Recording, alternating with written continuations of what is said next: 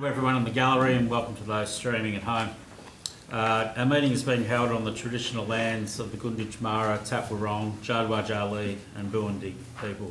I'd like to pay my respects to their elders past, present and emerging. Please note all council meetings will be audio recorded and may be live streamed to council's social media platform, with the exception of matters identified as confidential items in the agenda. By participating in open council meetings, individuals consent to the use and disclosure of the information they share at the meeting, including any personal and or sensitive information.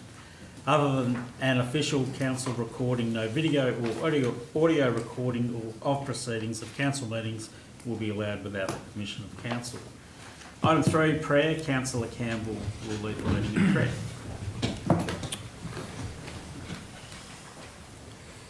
Almighty God, grant to this council wisdom, understanding and sincerity of purpose for the good governance of this Shire.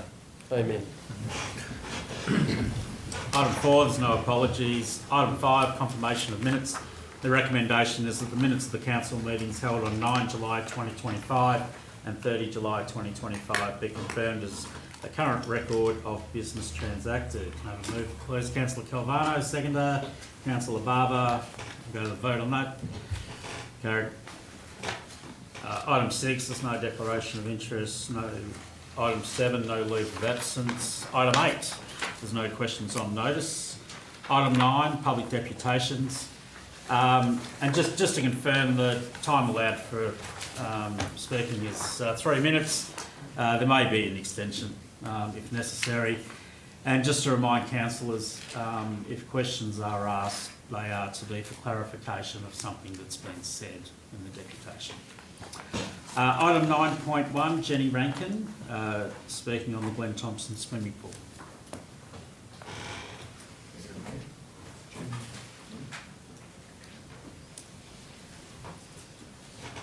Thanks. Excuse me, Mr. Mayor, would you like a chair, Jenny? No, that's fine, thanks. I'm actually just asking a couple of questions tonight, and I've got a wee bit of background, so it's on. Yeah, Jenny, just to confirm, and as was confirmed with you this afternoon, deputations are not for the purpose of asking questions of councillors or directors. Well, it's unclear from the website whether questions can be asked or not. Yeah, I don't think the response you received today would have been unclear. So unless you have a deputation to read out. No. Okay, thank you. Item 9.2, Ian Murray, speaking on the Glen Thompson swimming pool. Thank you for your time. I'm here tonight to support the Glen Thompson in its wish to reopen the Glen Pool. I speak to you as President of the Glen Thompson Community Association, President of Glen Thompson Hall, Member of the Glen Pool Association, Treasurer of the Glen Thompson Landcare Group, Ambulance Community Officer and a Lieutenant of the CFA. I and a lot of those in Glen Thompson put a lot of work and effort into maintaining Glen Thompson as a great place to live and to maintain it as a desirable place for others to want to live there. Many of those that have moved to the town in recent times have told us that a big plus in their decision was that there is a pool for them and their visitors to be able to use in town. We have lost a lot of services and facilities in the past: school, shops, hotel, the church. And this has made the future of Glen Thompson difficult. But the closure of the pool has had many effects on the community. It may only be operating for the summer season, but the effects are pronounced. It is a centre meeting place over summer, and with the recent fires, there was a lack of community discussion about the appropriate course of action to take. And some people made poor decisions about their evacuation and their time of departure. The pool serves a small population, the support of which in the last year of operation was close to a 50% increase in patronage, and one of the highest proportions of users of the pool for the population. We believe that with dedicated lifeguards, so the pool is open on all suitable days, and the lifeguards are not requested to operate other pools, and a range of other activities, barbecue meals, games afternoons, swimming and safety lessons if possible, we can further increase the patronage of the pool. We would dearly like to have the pool heated to also further increase the patronage of the pool, to help make the pool more attractive with warmer water. It is a relatively shallow pool compared to other pools in the Shire and might require less capital expense to heat. The community at the recent community forums held at the start of the year with the help of councillors overwhelmingly voted to reopen and maintain the pool. The community feels that the use of purely economic rationale to close the pool is grossly undervaluing the benefits that the pool brings to the Glen Thompson community, and totally unfair that whilst we pay rates, we see little benefit for the rates that don't support Glen Thompson and are focused in Hamilton. Thank you for your time. Thanks, Anne. Did any councillors have any questions today? Councillor Calvano? Thank you, Ian, for your deputation. Ian, you mentioned the word maintain. What do you exactly mean by that, maintain? To maintain it open. Is it the Shire maintain it or the community maintain it? Well, we're in discussions with the CEO about that proposal, and I hope that there's a lot of goodwill between the community and the CEO and the councillors, and I think we'll come to a positive outlook and we'll be able to maintain the pool open. Thank you, Ian. Thank you, Mr. Mayor. Thanks, Anne. Item 9.3. We just Sorry. have a recommendation. The council received. Oh, yeah, apologies. Just the recommendation is the council receive the deputation. You can have a mover. Councillor Henry, seconder, Councillor Manning. All those in favour? Carried. Item 9.3, Todd Berger, request to address council in relation to the Glen Thompson pool. All right, thanks very much. My name's Todd Berger. I'm a member of the Glen Thompson Pool Committee. And the question I'd ask first is, what motivates me to be up here? This is actually terrifying. Why would I get up here and talk to you today? You're doing a good job. Oh, thanks. Thanks. Keep it up. So really, look, I'm from Glen Thompson. I went to school in Glen Thompson. I played under 16 football in Glen Thompson. I did scouts at Glen Thompson. I did the fire brigade demonstrations at Glen Thompson, and I learned how to swim in Glen Thompson. I had all these points of contact with my community when I was growing up. So I've known people from Glen Thompson all my life through those points of contact. And that's how I feel that I'm, a real valuable member of the Glen Thompson community. Now, over the last 40 years, I've seen a lot of those points of contact disappear. The school's closed, the football club's amalgamated, the scouts are folded, we no longer do the fire brigade demonstrations, and then the pool closed. So all those points of contact that I really got to know my community with growing up are now gone. So of course the pool was the last point of contact that was closed. That's the last public meeting place that our children would have had to get that exclusive contact with other members of their community. They only get contact with other kids from Duncarroll or Hamilton, but they don't get that sense of village that you get when you just have that exclusive contact with people from your own town. And and it's where that's the point where you form that sort of sense of community, you feel like you're part of the village, and if you can really get that going in the kids, that's when they're going to be likely to volunteer when they get older and sort of contribute to their communities. This is the type of thing that we'd like to bring back to Glen Thompson. And that's why the closing of the pool to me was a bit of a line in the sand. That's sort of, if we lose the pool, we lose that last little bit where we can get our, have our kids feel that sense of being part of that village. So with that in mind, we've had great support from Tony and his staff to come up with a draft management plan that sort of uses that sense of community and tries to bring that back into Glen Thompson.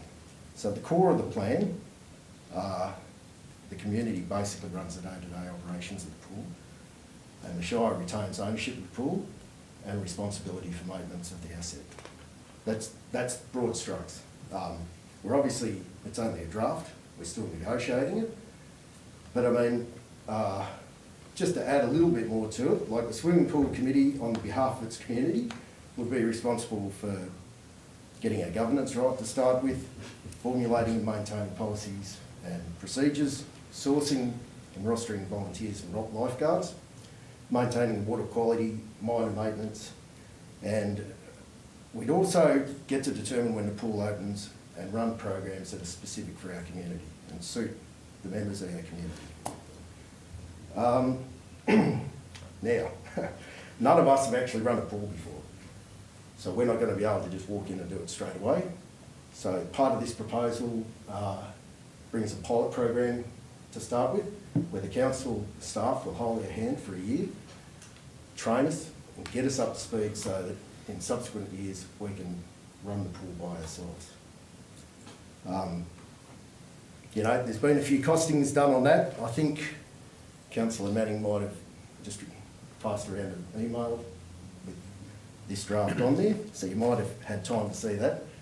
Now, in addition to the day-to-day operations, oh, sorry, I missed a very important part. At the end of that first year, and it's probably the most important part, we'd have a review and we'd go through what worked, what didn't work, where we've been able to source money from, how much money we've been able to source, and then we'd be able to work out a long-term plan with a model that will, you know, suit everyone, and we'll know exactly,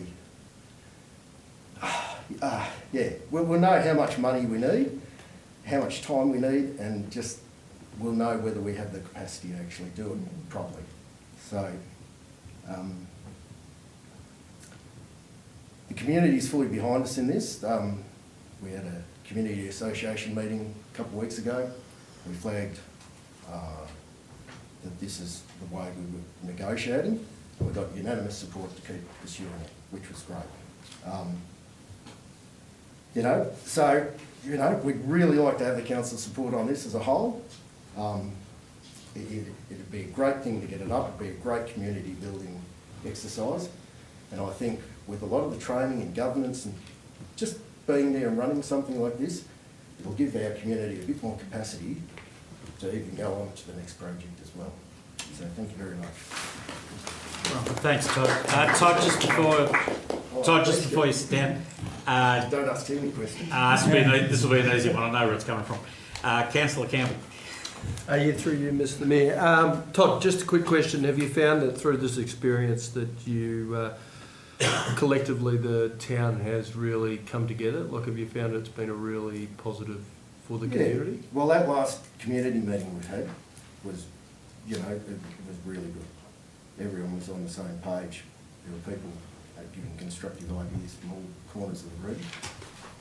I thought it was good. Councillor Rainsford. Yes, thanks, Todd. Congratulations on you were taught well at the school. Very good. You do a good paper and you do a good presentation. I've got two questions. Do you feel that you have a model, you know, almost a model of the management that the community can now go and can tidy up the loose ends, but a model of I think we're management? close. I think we've got 3 or 4 points. I think that we need to, you know, hone in on and discuss a bit further. But I feel, like I said, I feel the overall bones are okay. I think we're mainly on the same page. You know, it's a community. Some people are not going to agree, but on the whole, yeah. Good. And the second one is, do you feel there's a sense of urgency to actually get some funding secured and get on with it, that you need to know that? Councillor Rainsford, Because of the time. Councillor Rainsford, I'll just ask you to be seated. Just questions are in relation for clarification on what was spoken, not to put forward. No, but the question is that you're going to need time to actually make these Point of things. order. Yeah. Councillor Rainsford, I think we'll end them there. Okay. Are there any further questions? Todd, well done, thank you. Thank you. Thank you. The recommendation is that we receive the address to council. The mover, Councillor Manning, seconder, Councillor Henry. Those in favour? Carried. Item 10, there's no petitions. Item 11, informal meeting of councillors. Informal meeting of councillors record was kept for briefing session 2 July 25, briefing session 9 July 25, Drought Support Rate Relief Package Discussion 23 July and Briefing Session 30 July. Those minutes will be recorded in the minutes of the meetings.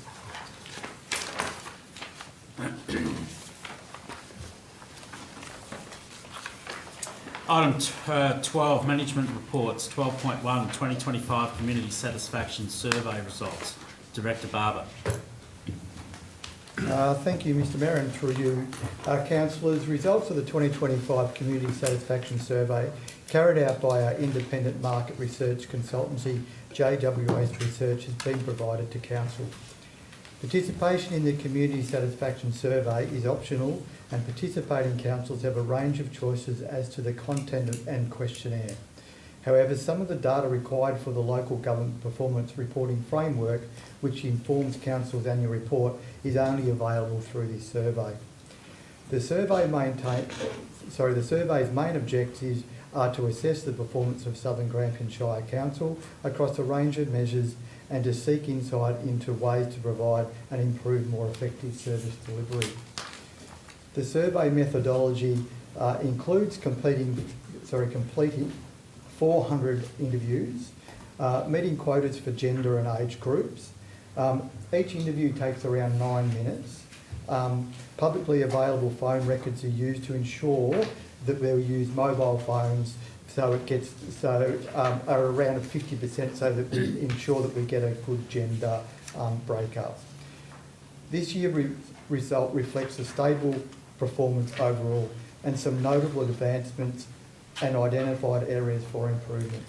The biggest improvement was Council's overall direction, up 6 points from 2024. Other areas showing improvement include consultation engagement, up 3 points from last year, sealed roads, up 3 points, value for money, up 2 points, community decision, up 1 point. Remaining unchanged for 2024 scores were waste management at 59 and overall performance at 44, with the only declining score being customer service dropping 2 points to 58. A number of measures have been implemented over the last 12 months to improve results.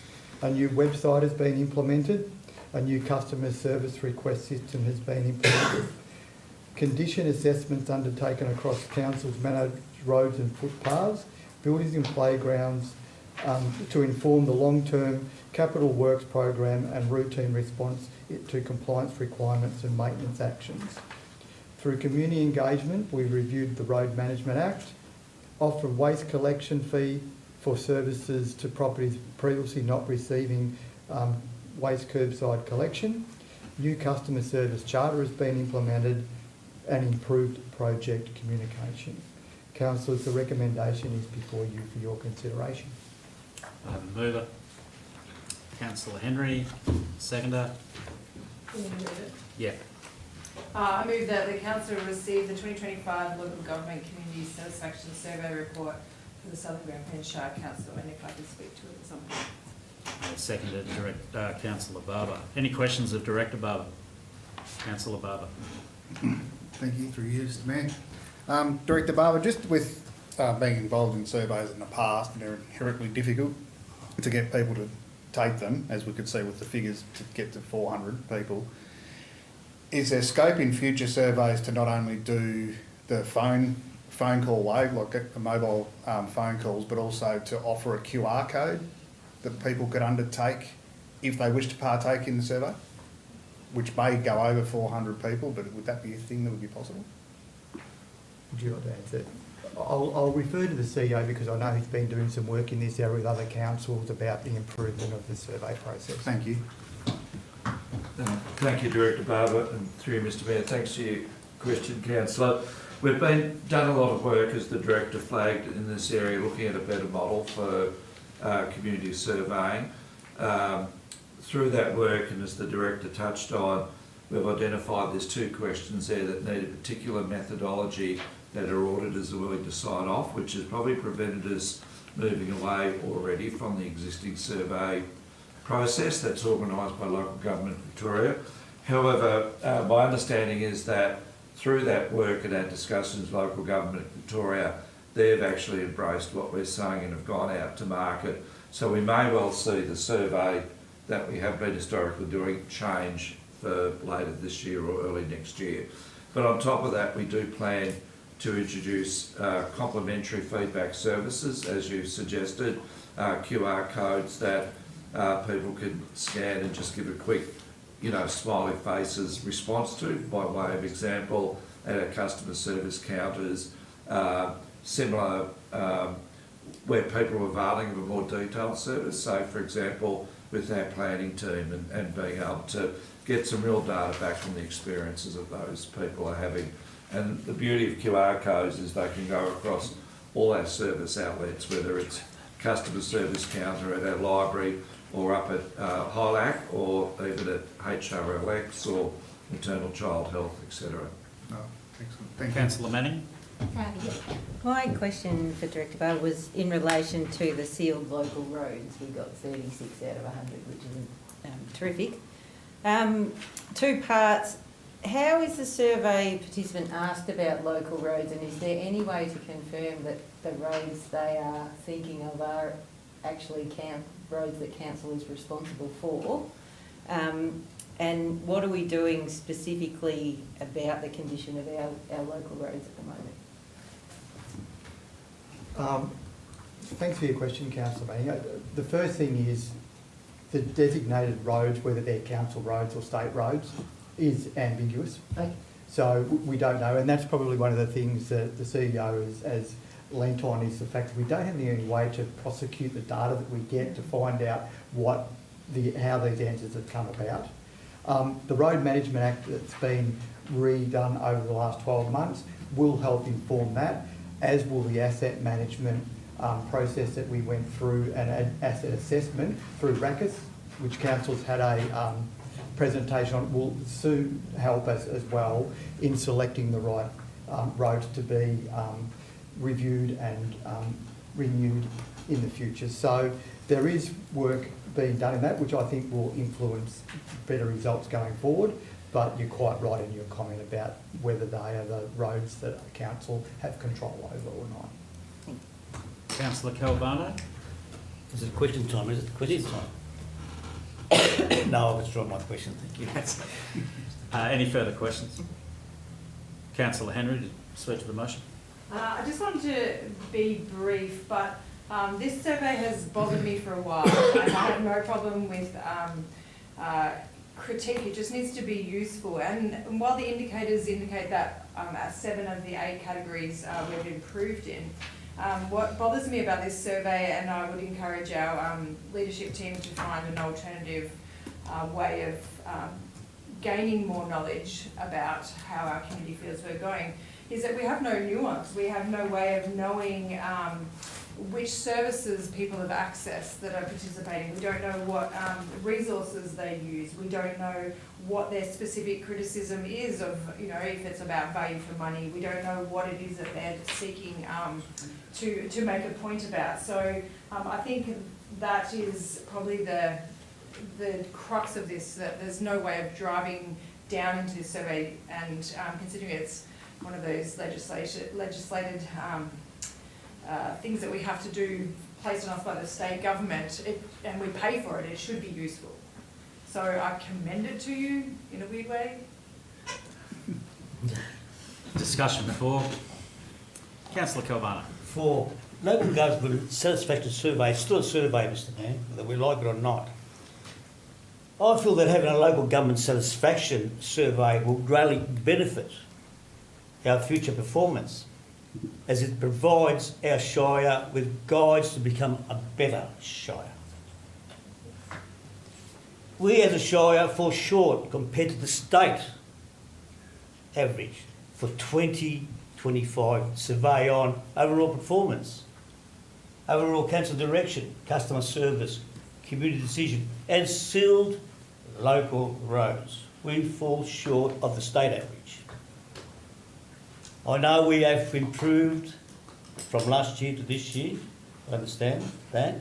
I'm talking about the state average. We must recognise and improve our weaknesses, Mr. Mayor. Take advantage of the opportunities and market them efficiently.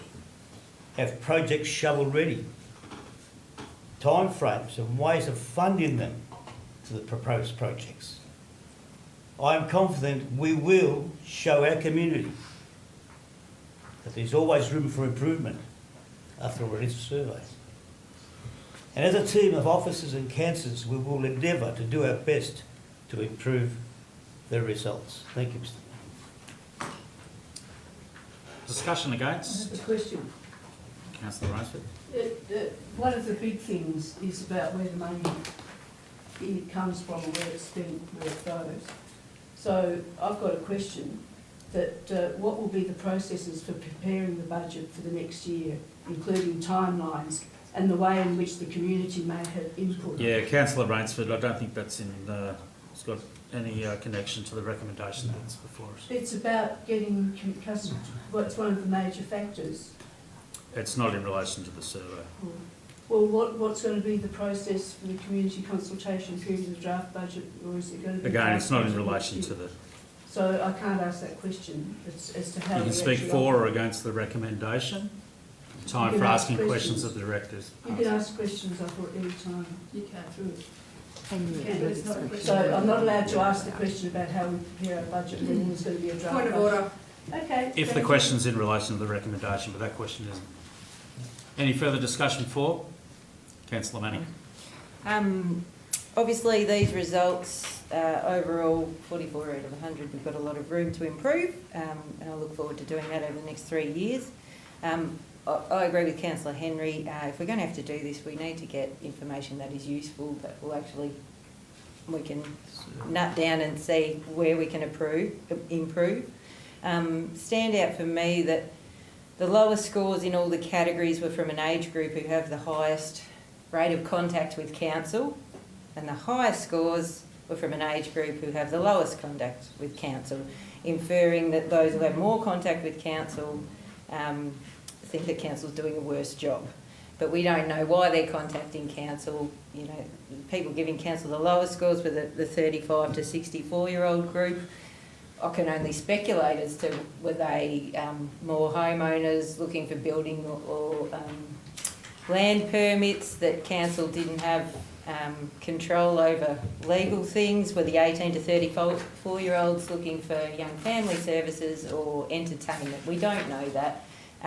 We do take note of these, and I am for receiving the report and wanting to improve, absolutely, but we need a bit more detail, so I fully support getting more detail. Councillor Henry, anything to close? Not particularly, but I did want to point out that one of the things that would be really useful in the future is to understand the spread of the demographic of the participants of the survey, so that we can, one, ascertain who's being surveyed. Are we deliberately surveying a broad spectrum of our community? And I really need to know what knowledge and what experience and what resources they are using, so I can understand if one of the factors is a lack of our explaining what we do and what state does, and what, even just right down to which roads are and aren't ours. And so I think there's really interesting questions to be asked. They're just not answered in the survey. Vote to vote. Those in favour? Carried. Item 12.2, Coleraine Sporting Grounds Community Asset Committee Minutes. Director Barber. Thank you, Mr Mayor, and through you. Councillors, in accordance with Council's governance rules and Section 47(4)(b of the Local Government Act 2020, provided minutes from community asset committees are to be reported to Council to ensure governance requirements are and appropriate standards of probity are being met. The following minutes for the Coleraine Sporting Ground Community Asset Committees are presented for 18th of February 25, 18th of March 25, 15th of April 25, 20 May 25 and 17 June 25.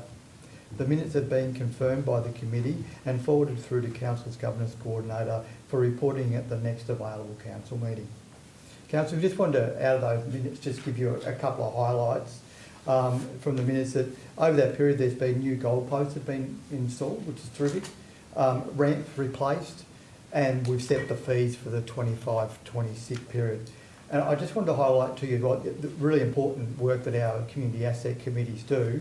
And there will be a report coming to our October meeting of all our community asset committees, highlighting the work that they've done over the last 12 months to celebrate that work. So I just wanted to let you know that that's coming forward as well. Councillors, the recommendation is before you. Mover Councillor Calvano, seconded. Oh, I can second it, but I've got a question too. I'll second it. You sure? Yeah, absolutely. Councillor Rainsford.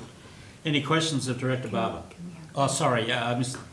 Councillor Calvano. I'd like to remove the recommendation as a motion, Mr Mayor, that council receive the minutes from the Coleraine Sporting Grounds Community Asset Committee for the meetings held on 18th of February 2025, 18th of March 2025, the 15th of April 2025, 20th of May 2025, and the 17th of June 2025. And I don't want to speak here for it, Mr Mayor.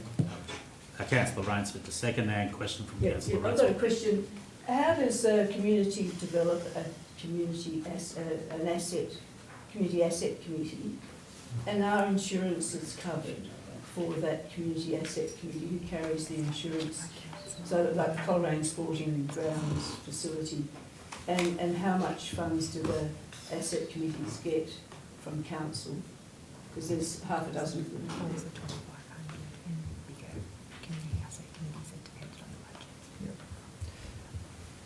Thanks for your question, Councillor Rainsford. I'll start with the budget question first while I remember it. 2,500 is the whole committees get, and there's larger amounts that are budgeted for other community based on what council puts forward there. Well, So, how much does Coleraine get? Is it in his public budget or is it private? I think it's 20. Yeah. Yeah. Yeah, it's around $40,000, councillor. Yeah. In relation to establishing a committee, that would be where a group comes to us, and that would be for council to resolve to set up that committee. And the question, is that because the asset is owned by council, not DECA? Is that the... Well, there can be a mixture in that. You know, it can be DECA land as well, but it can be managed by council is the main thing that we'll be looking at. Thank you. Councillor Henry. On insurance, I had a question Sorry, about you did too. Quite insurance. correct. Because that's always an issue. And the answer is yes. The insurance for the Coleraine Sporting Grounds is covered by council. Beautiful, thanks. Councillor Henry. Director Barber, could you detail some of the works that this extraordinary committee does to for the amount of $40-some thousand? And in your estimated opinion, would that works far exceed the amount that's given to them? Councillor, I might refer to the Director of Wellbeing and Planning and Regulation, just given that that sits under his portfolio, and I know he's talking regularly with the committee about the works that they do. Thank you, through Mr Mayor. Just to answer your question, Councillor, this committee does some amazing work. So they are responsible for all the maintenance and mowing of those facilities. So that's obviously, I suppose, when negotiated many years ago, a significant saving for council. So that's where some of that funding has actually come from. They also do a lot of fundraising, and they have co-funded a significant amount of projects. Just in the last term of council, we saw new lights as a really good example that they were able to put funding into through the fundraising they've done. They also do a lot of work to all the facilities there as well, too, again lessening the cost and burden for council. Turnbull Street. They might Turnbull Street. Sorry, yes. Sorry, just to further add, and also the Turnbull Street Oval as well too. Sorry, the one as you enter the facility. Councillor Henry. Well, I just wanted to follow up on Councillor Rainsford's third question that was embedded in her question, which was how does a community form a community asset committee? That was your question, wasn't it? Because I was curious about that. And then I understand from the minutes there's a surplus in their budget. Could you indicate what usually happens when they have a surplus? The surplus in the budget that over the time that I've seen is normally because the committee is deciding to hold that money for an asset that they're looking to renew down the track. So I would say, in my experience, the Coleraine committee is very thrifty in the way they use their budgeted money that comes to them, and you know, as Director Neeson just mentioned the volunteer work that they use. So they'll look at doing maintenance and so forth on their asset through volunteers, but then look to save up those funds to put on into a larger asset renewal basis. So the short answer to your question is the funds that we provide get spent well on the asset that they're asked to look after. Councillor Manning. Yeah, can you just remind us which grounds and courts and things they do manage? What the, Yeah, sure. if you know, or maybe Director. Oh, Yeah. Thank you, Chris, man, to answer that question. So Sylvester Oval, Yeah. the Turnbull Street Oval as well, that's used for cricket, I think, at the moment. Yeah. And I think they do go over across the road into some of the other facilities, which is around the playground, tennis courts, etc. So it's that whole reserve that sits in the north of Coleraine there. Thanks. Councillor Calvano.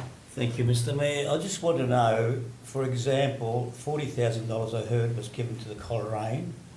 If any funds are left over, will it come back to council? Or if they need more funds, will they approach council? Thank you, Mr Mayor. Mr Mayor, I can answer that only because I was inquiring about the agreement just recently. So the requirement, a requirement under the agreement with the committee is that all funds that we grant them are reinvested in the area that they're responsible for, primarily Sylvester Oval. So that's how they come up with when we put lights there. I think they contributed a lot of money toward quarter of the funding to that project. Pretty well anything we do down there now they co-fund with us, not just through the money we give them, but also through their fundraising. They maintain. So recently we had a problem with the sprinkler system down there, and before we knew it they'd stepped up and got it fixed because they've got the skills to do those sorts of things. And Mr CEO, through your experience, if they need more funding to maintain the sports ground and mow, will they approach council? Thank you. Well, they would qualify under our community grants program to apply for a grant twice a year to support their work, provided it was consistent with one of the themes of that grant program. During my time at council, they've never come to us to need extra money. They could. It'd have to be a budget request, as every other community group does around sort of January, February every year. Yeah, primarily we fund these sorts of groups' activities through our community grants program. Thank you, Mr CEO. Thank you, Mr Mayor. Councillor Henry. Sorry, it was just the third question. Around How does a community group, or it might be unnoticed, how did the Coleraine Community Group actually start the process of creating a community asset committee?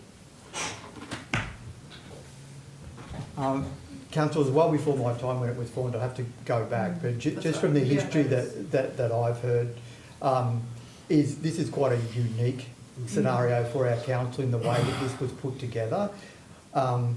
And it was based on the fact that the community wanted to take some control over the asset. So that's how, to reaffirm, the forming of that would be a proposal to council, and then council agreeing to form that committee, and then a funding arrangement with that to support the committee. But I must say that the success of this committee has been, as Tony has pointed out, sorry, the CEO has pointed out, and Director Neeson has pointed out, that there's been strong community support for it, and strong volunteerism, and passion about ensuring that precinct is what they're looking after is top notch for their community. So it's been very well driven by the community. Thank you. Councillor Calvano. Thank you, Mr Mayor. I'll just come through my mind that if we can we bomb out of it? It's simple as that. Can we come out of it? Do we have to go to the sports? Yeah, that's up to you. You're most welcome to. Can we? Do we have to support Coleraine? Through you, Mr Mayor, I think every resident in Coleraine's just fallen off their chair. I just want to know. Well, we could. I'm sure the agreement would have a term on it, but Yes. that would have to be renewed, so I'd have to check what that is. But I think, as the point was made earlier, From our perspective, for us to do those works, it would cost us substantially more. And this indeed, through their volunteerism, is saving council money. So if we were to pay staff to do those works, it would, I'm quite sure, cost us more than what we're paying that committee. Thank you, Mr Mayor. Councillor Campbell. I don't have a question, I just wanted to talk for the motion. Any further questions? No. Discussion 4, Councillor Campbell. Through you, Mr Mayor. Yeah, obviously we started off the night when we copped a bit of a whack when it come to the general survey. But I think sometimes people forget that councils do a lot of positive things, and I think that you need to be commended on the work that we've done with the Coleraine community, but also what the Coleraine community does for themselves. Like, I think sometimes we lose sight of the fact that smaller communities can band together, and with the help and some guidance of the Shire, can do great things. So I just wanted to say to the Shire, commend you guys for orchestrating this. It's been going on for a long time, obviously, Darren, and well done to the Coleraine people. Any discussion against? Just move straight. Yeah. Talk for it. Yeah. Councillor Rains. Yeah, I think it's excellent. And we must remember that Coleraine's lost a lot. A lot of communities have lost, but Coleraine had its own council, the Shire of Wannon.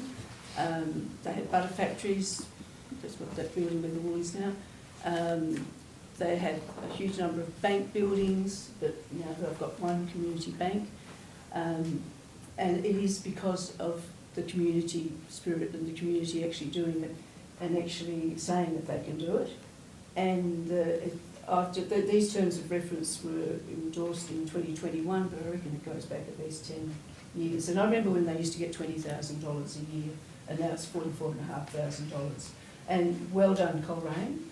And I remember putting a motion up about this very model to actually consider that it's a model that community should be offered to all the communities. And I'm really glad there's been a really good, frank, engaging discussion on it, because it is an empowering way of doing business, and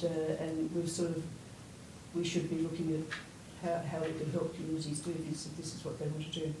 So support the motion. Thank you. Any further for? Councillor Yeah, Calvano? close off, Mr Mayor. Yeah, just after Councillor Manning. Yeah, a great discussion here tonight, and thanks to the Coleraine Committee for keeping this all going for their community. And just to say that I really enjoyed reading the minutes. I think a lot of us are on committees and different things, and it just feels really nice to read how people go about things. Let's ring that person. Let's, the kitchen floor's getting a bit muddy. Can we put something in front of it so that we don't have to clean it as much? That sprinkler's broken on. Now someone's taking care of that. It's just says a lot about what we value as a country and in the country communities. And I'm so glad that it's happening, and I really enjoyed reading. Councillor Calvano to close. Mr Mayor, I just want to commend Councillor Campbell for his words in regards to the sporting ground community, Mr Mayor. I reckon he's spoken great. It's great to hear that this council support Coleraine. Thank you, Mr Mayor.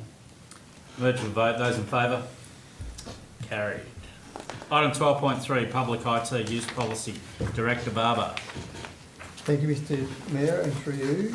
Councillors, Southern Grampians Shire Council's public IT policy was last revised and adopted in February of 2018. Since then, the technology Council makes accessible to the public use has changed, as has the expectation of the community with the use of public internet access, including public Wi-Fi in various locations throughout our municipality, as well as computer and printer services with our council's library. The policy has been updated to ensure that it appropriately reflects the changing environment. The intent of the policy is to provide guidance on the use of public IT resources and internet access for all community members. The revised policy aims to promote smart, safe and responsible use of council-provided technology within the Shire. Council is committed to offering the community high-quality IT infrastructure and public IT access that is secure and supportive of their digital needs. This policy outlines obligations and responsibilities for all users of Council public IT resources and internet. Councillors, there is no substantial changes to this policy. The update primarily involves rewording, reformatting and simplifying the language to ensure clarity and ease of understanding for the community users of Council's public resources, whilst maintaining the requirements for the safe and secure IT environment. The policy review and consultation has led to a few changes: simplified language for better readability, removed duplication and shortening of simplifying of the policy without losing key items, aligned with the current technology for monitoring and filtering usage. Through consultation with the library staff, certain points of clarity have been added, and that consultation also included patrons.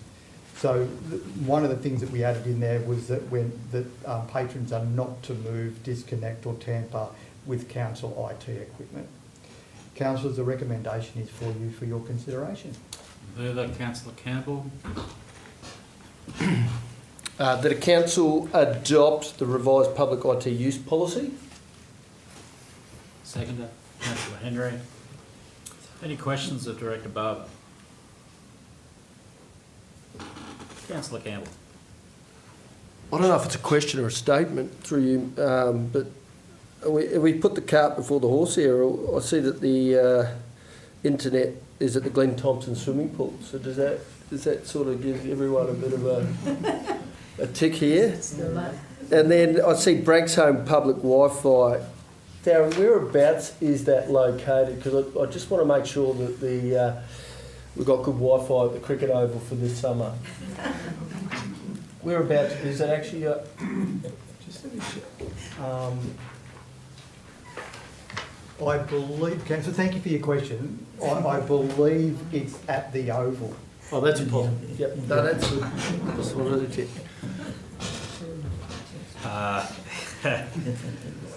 I nervously ask, are there any further questions?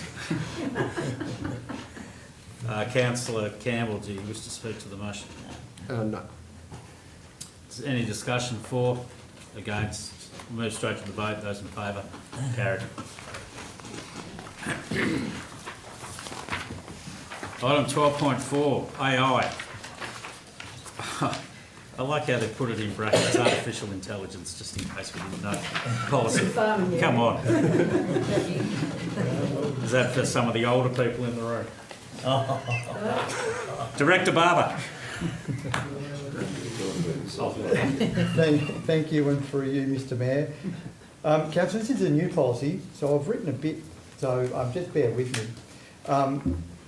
Southern Grampians Shire Council is proactively embracing generative artificial intelligence, or Gen AI, and other AI-related technologies by focusing on education, training and policy development to harness its potential in enhancing the quality and efficiency of services provided to the community.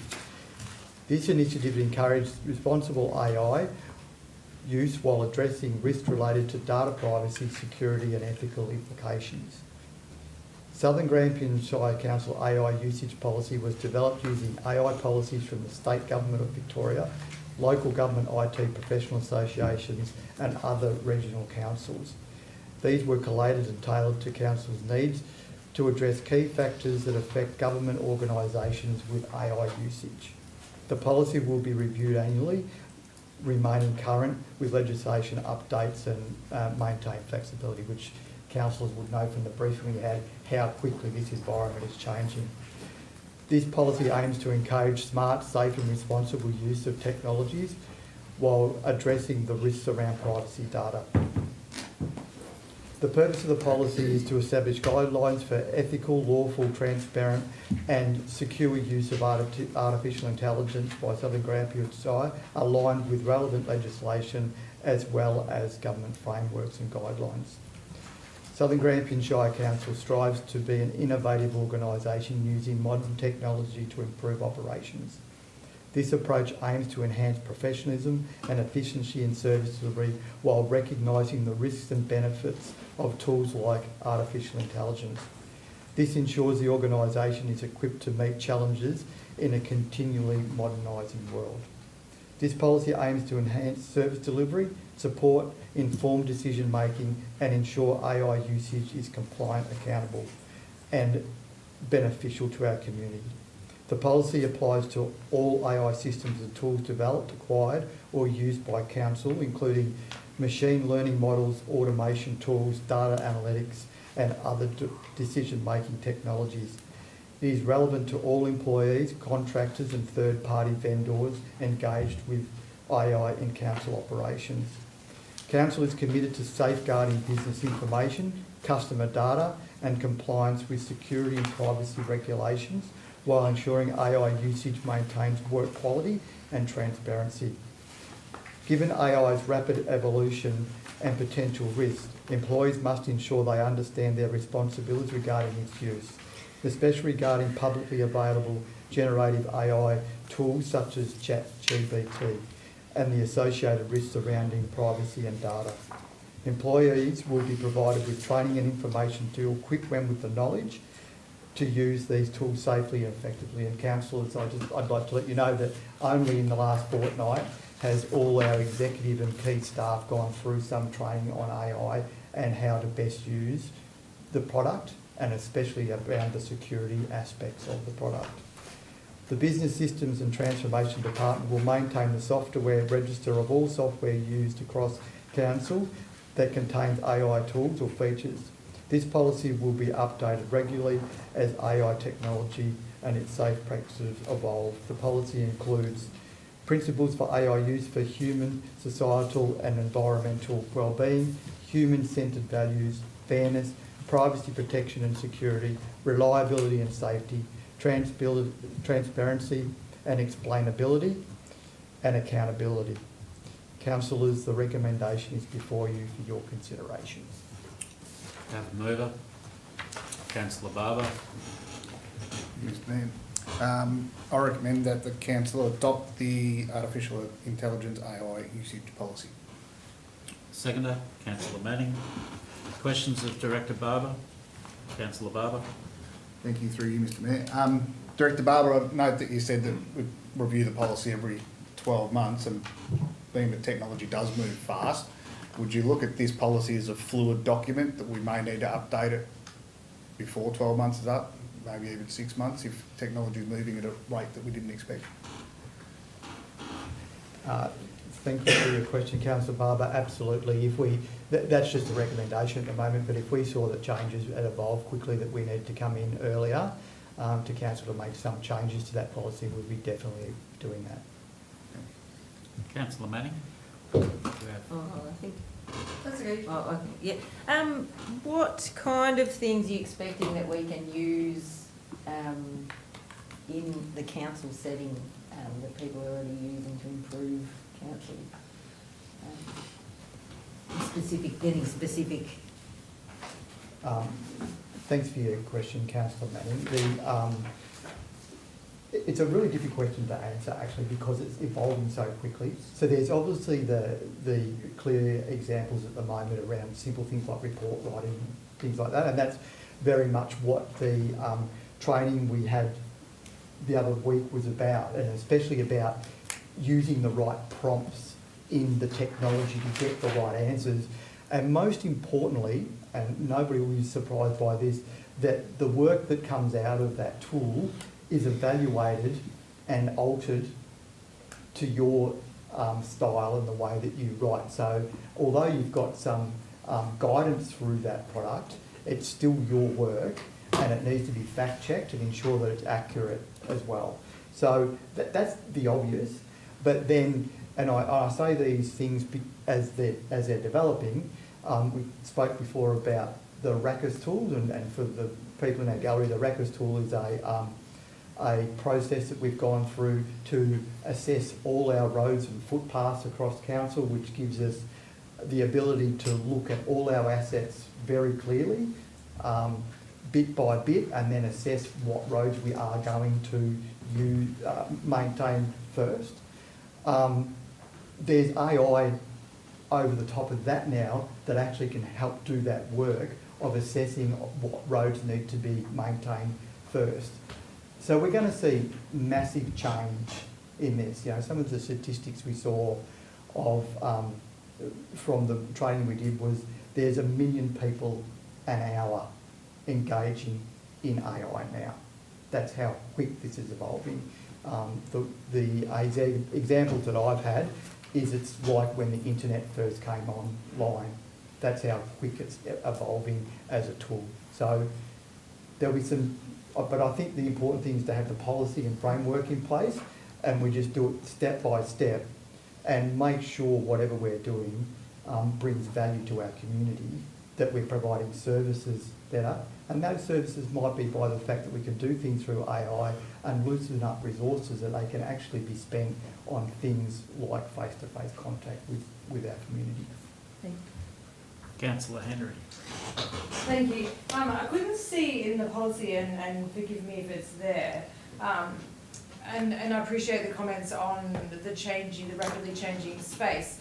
And so I imagine that when the internet came into being and we moved all our accounting systems to be in a digital format, we have a way of still operating business if the internet is down.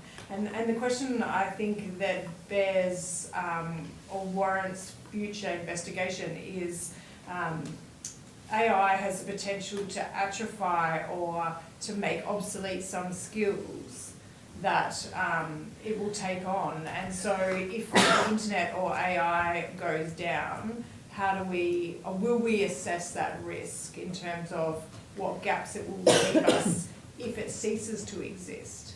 Does that make sense? It does. Good. Yeah, thank you, Councillor Henry. So really what you're saying is like with the battery runs out of the calculator, can we still add up? Yeah. And that's the one. Yeah, and look, the answer is we will have to, as things evolve, put risk mitigation strategies around that. Now, what I learned, which I didn't know from the training, is that AI doesn't actually rely on the internet. It runs the data separately. So that's another. So I'd have to take your question on notice to go and do some research on that to go, well, what's got to go down? What happens if we can't access AI technology, and what does that look like to be able to answer for you? But the answer is we will always need to have a backstop like we do for all our systems for business continuity. Thank you. Any further questions? Oh. Councillor Rhodes. Just one that was on the news, I won't mention the company, but some internet linkage companies been tossing people off their Facebook or something. And I wondered when I listened to that news report if it was a AI system that had been screening for pornography or children's whatever. So I think it was to do, it might have been just an AI system that had gone looked and seen that people that had makeup artists that had doing makeup and things like that, and some of these different businesses, they just wiped them off, they'd lost their Facebook or whatever. And I just wondered if it was actually an artificial intelligence system, and when they're ringing up to find out what's going on, there's nobody to talk to. So that's not where we want to get to, is it? I'll take that as a statement, Councillor, rather than a question. Councillor Barber, you wish to speak to the motion? Thank you, Mr Mayor. Yeah, look, I'd just like to congratulate Director Barber and his team just for being proactive and on the front foot with getting an AI usage policy out there and into the world, and know that council's onto it, because it is evolving really quick. It's actually pretty scary when you see things like Google search now offers you AI to do your search, and anyone that uses Twitter, or X as they call it now has Grok, which is AI, which you can do various things with. So no, just great work, and obviously it's going to be probably one of the trickier policies to keep up with, just with how quick it moves. But no, well done to the team. Yeah, thank you. Any discussion against? For? Councillor Henry? I'd just like to reiterate this is an important policy, and I think your comment about reviewing it as necessary is really warranted in that Meta announced today that they now have access to artificial superintelligence, which is AI that doesn't require prompting and generates its own intelligence far exceeding human capacity. Terminator's coming true. Councillor Manning. Am I real? Is this real? While that is true, I think AI is a huge opportunity to help with the right risk mitigation. Any new tool needs training. We're doing that. That's great. Thanks for the work on the policy.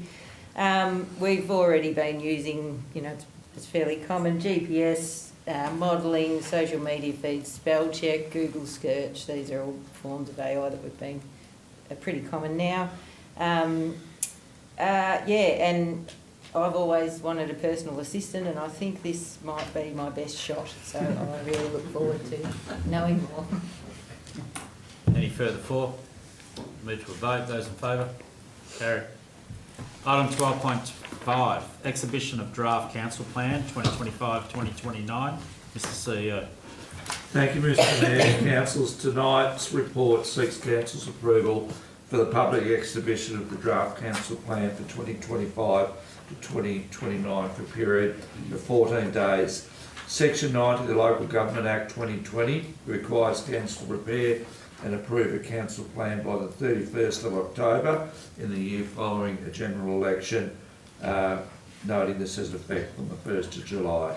So the council plan, council, as you know, is the key document that drives the strategic direction of council during the current term of council.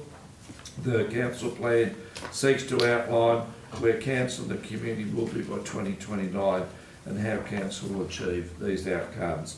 An extensive amount of community engagement, which you've all participated in, and work has gone into the development of this plan.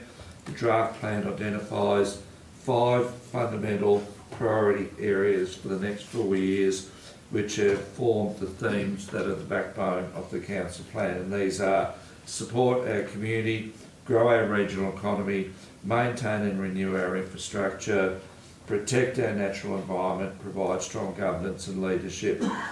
The community engagement was extensive, as I've noted, and undertaken between February and March 2025 to develop the draft plan. This engagement included really fantastic meetings in each of our small towns, including Cavendish, Tarrington, Coleraine, Dunkeld, Viaduct, Ranks-Home, Glen Thompson, Penshurst and Balmoral.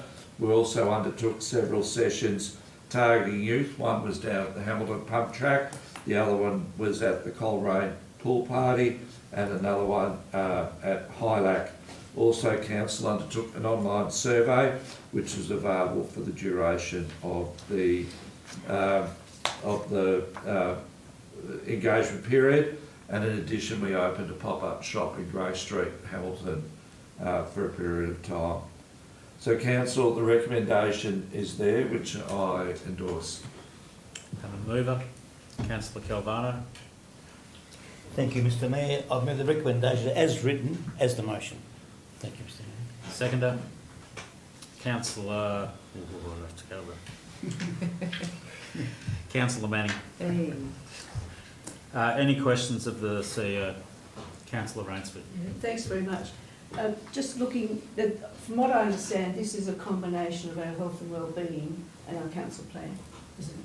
So will there be, I've got a couple of questions, will there be a line that sort of says when we're making decisions that how does this decision contribute or impact to the health and wellbeing of the community? Because we even with this strategy, we've got financial resource, we've got council plan, we provide strong government leadership, governance leadership, legislation, gender equity, risk management, climate change, environmental sustainability, community. What I want to know is that there's a checklist that actually walks the talk. We actually are going to look at the impact of making decisions for our community. And the obvious one is what you know what I'm referring to, that I don't have to, it's in the room, it's here. We're going to actually consider that when we make decisions in the future, and not just broad economic figures. Well, I think, Councillor, during my time here, Council it's always used a triple bottom line approach, which is financial measurements, social measurements and environmental measurements on investments and infrastructure that we support. The plan itself is really full of objectives for the next 4 years, so it's not necessarily a checklist of decision making, but really what it is that we're trying to achieve over the next 4 years. So I don't think it really addresses what you're saying, but indeed our normal methodology does. I thought we actually actively referred to our council plans with those bylines, which I think are healthy. But one of the questions is, are we going to upgrade our list? We haven't had a lot of time to talk about this. We did get this 2 weeks ago, so I just think, like, for example, economic development, that making our community a good, an attractive place to live and work. So it's not just about health and well-being, it's about making our community. So my question is, are we going to, and I suppose we can look at this over the draft period. Are we going to? Yeah. The question is, are we going to build this into our decision-making platform and walk the talk? And the CEO says we have been, and that's a perspective. And I just would like to see that we do upgrade the way we're presenting things to actually reflect it, because it's a good plan. So, Councillor, what falls out of the 4-year council plan is an annual plan each year, which has specific actions that I guess the sum of each of those annual plans over the 4 years, if everything goes to plan, will get us to the goals that are set out in this plan. Any further questions? Councillor Manning. Yeah, just about how the community can provide feedback on this plan. When will details about that come out? Is it going to be just online submissions? Will there be a box that, or will you go through the community plan and have the option to click down? Do we know that sort of detail yet?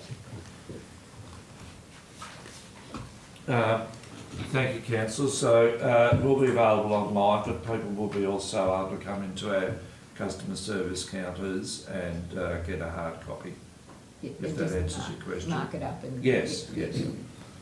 Councillor Campbell. Yeah, just to confirm that,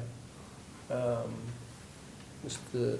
Tony, or CEO, when you say you can go online and then you can come get a hard copy of it, when you say a public exhibition, will that mean that you might have it in a shop for people to walk past and check it out, or not? Just the word public exhibition? Councillor, I don't believe that's in scope at the moment, for the exhibition period, but certainly we wouldn't be reopening a shop for that, but we certainly will widely advertise through our socials, website, consistently, that it is available for feedback. If there's something more councillors would like us to be doing, then we're all ears and we'll certainly make that happen. No further questions. Councillor Calvano, you wish to speak to the motion? Thank you, Mr. Mayor. I think our CEO said it all, Mr. Mayor. I totally agree with him, and what he said totally goes. Thank you, Mr. Mayor. Any discussion against? Discussion forward. Councillor Manning. Okay. Yep, so a huge amount of work has gone into this and a lot of consultation, so thanks to everyone, both officers and community, that were involved in that. We've got 4 years of this term of council, and that's what this plan is. Well, nearly 3 years now, and I think we can be effective, and I want to be effective in that time, and this is our game plan to do that. I just wanted to point out some of the phrases that describe what this council wants to achieve, and these are taken from page 4 of the draft document, the message from the Mayor and the CEO. And just some of the words in there that I really like. We want to prioritise sustainable and efficient operations. We want to get essentials right. We want to create an environment where everyone feels welcome, supported and able to live their best life. We want to promote physical, mental and social wellbeing through access to services and events. We want to be aspirational and achievable, fair and balanced, and progressive and innovative. And I had a similar word in my thinking, that's my checklist for the next 3 years, and that will come into my decision making. And as our reports state the previous council plan in all our reports and how they affect it, that will be updated, I expect. And I look forward to hearing what the community thinks of this draft and then incorporating those comments. Speaking for, Councillor Campbell.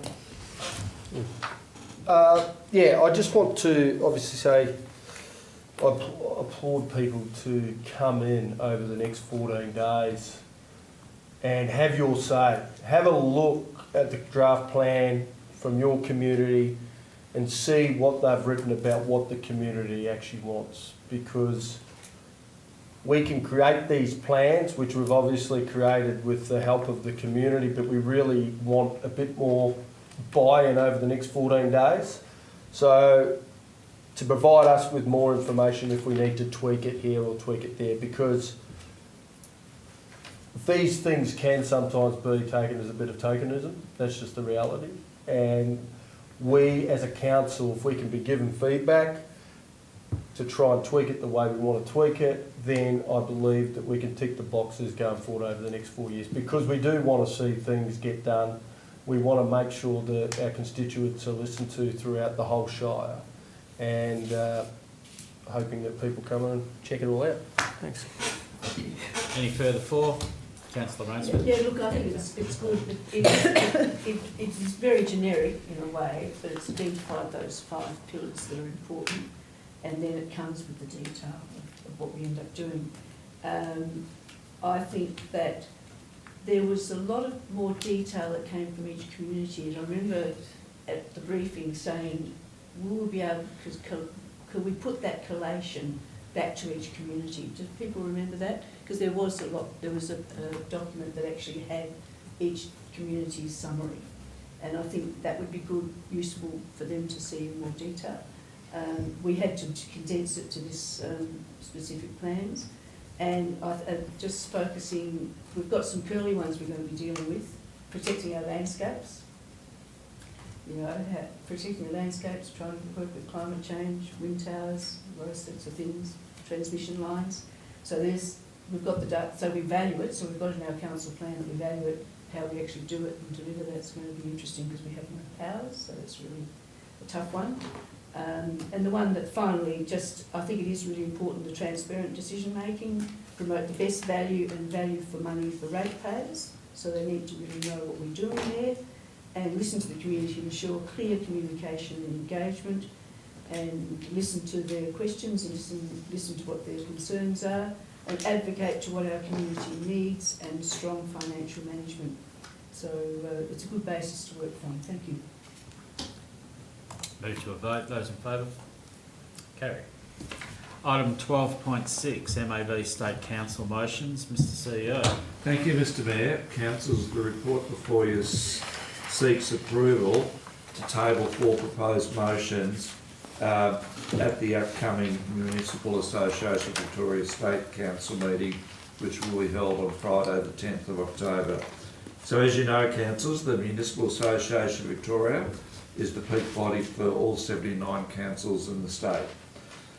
The State Council is the governing body of the MAV and is composed of 1 delegate from each member council, and its responsibilities include determining the rules of association, electing the president, the board of directors, setting the strategic direction of the MAV, and appointing its auditor, of course.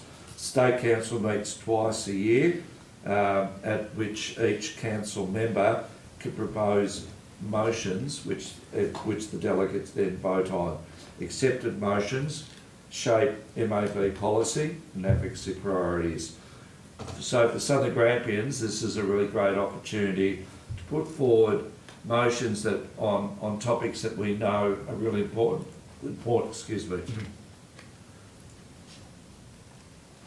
are really important to our community, and hopefully have them adopted as part of our peak body, the MAV's advocacy platform, as it interacts directly with state government.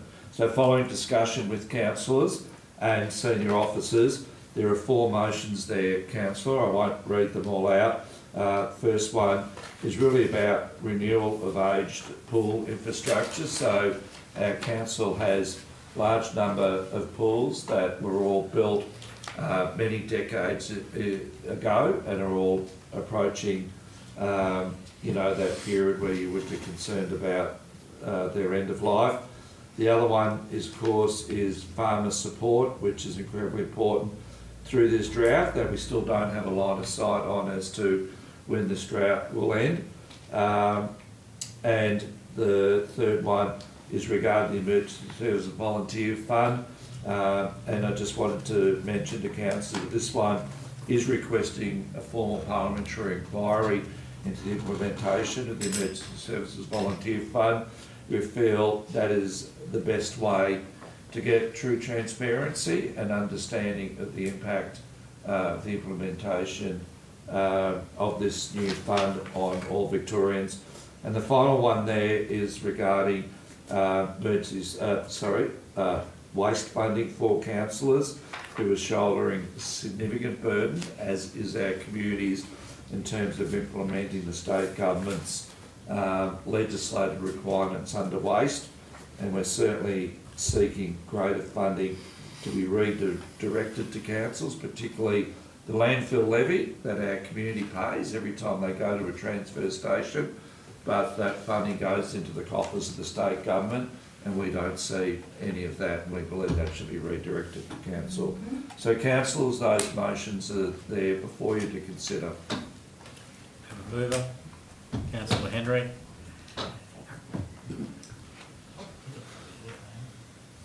I would like to move an amended motion. Can I read it out? Sorry.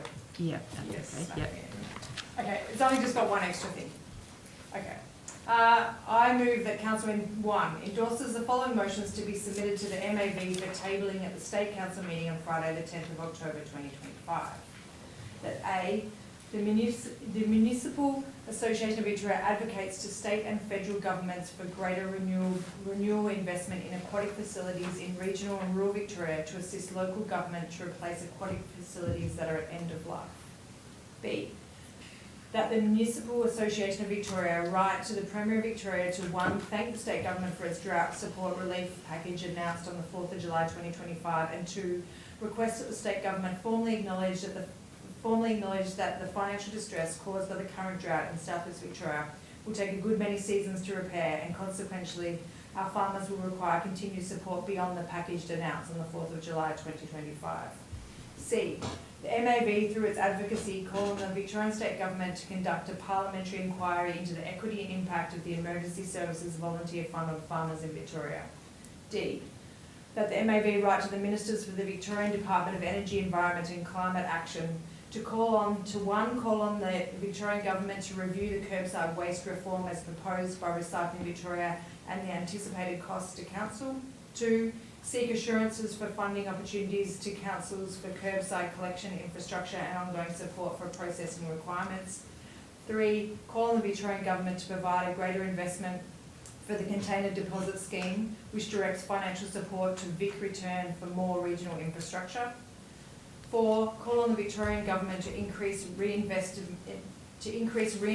of landfill levy funds collected by the state back into development of long-term waste to energy and other waste processing infrastructure in regional areas.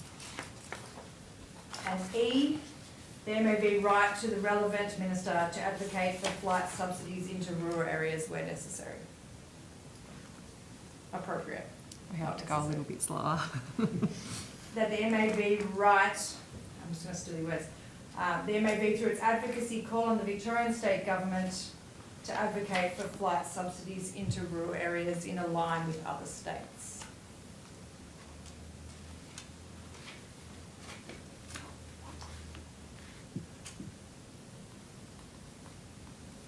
Once more. that the MAV through its advocacy call on the Victorian State Government to advocate for flight subsidies into rural areas in alignment with other states. Sorry, I still didn't get it. Can we pause and Yeah. do an end?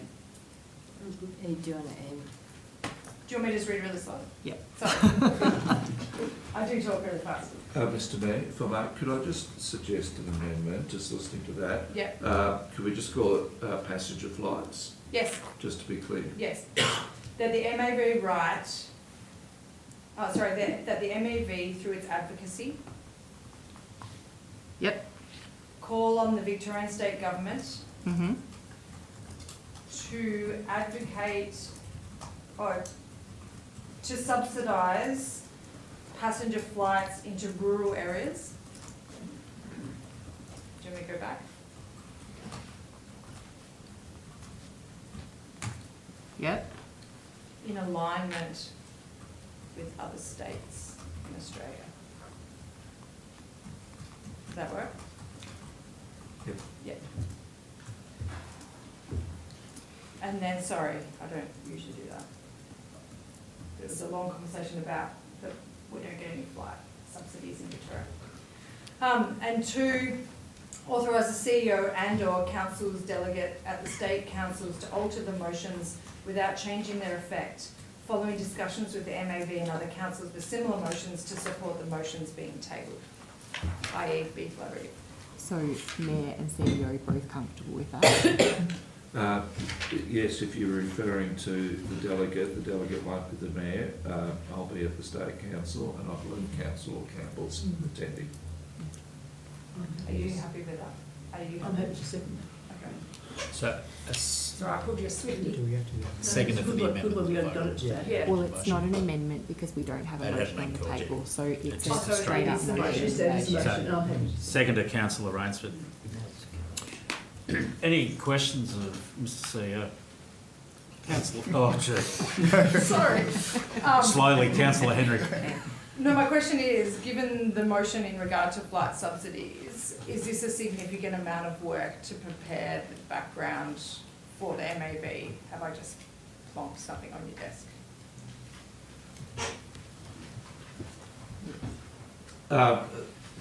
Thank you for the question, Councillor, through you, Mr Mayor.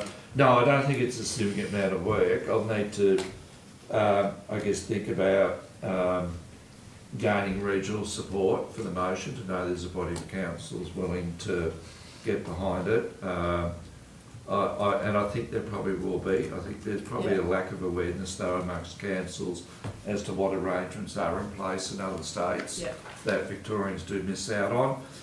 We might, following those discussions, need to, that's why we've got point 2 in that motion, to allow myself or our delegate to change the motion without changing its intent, depending on what other councils say.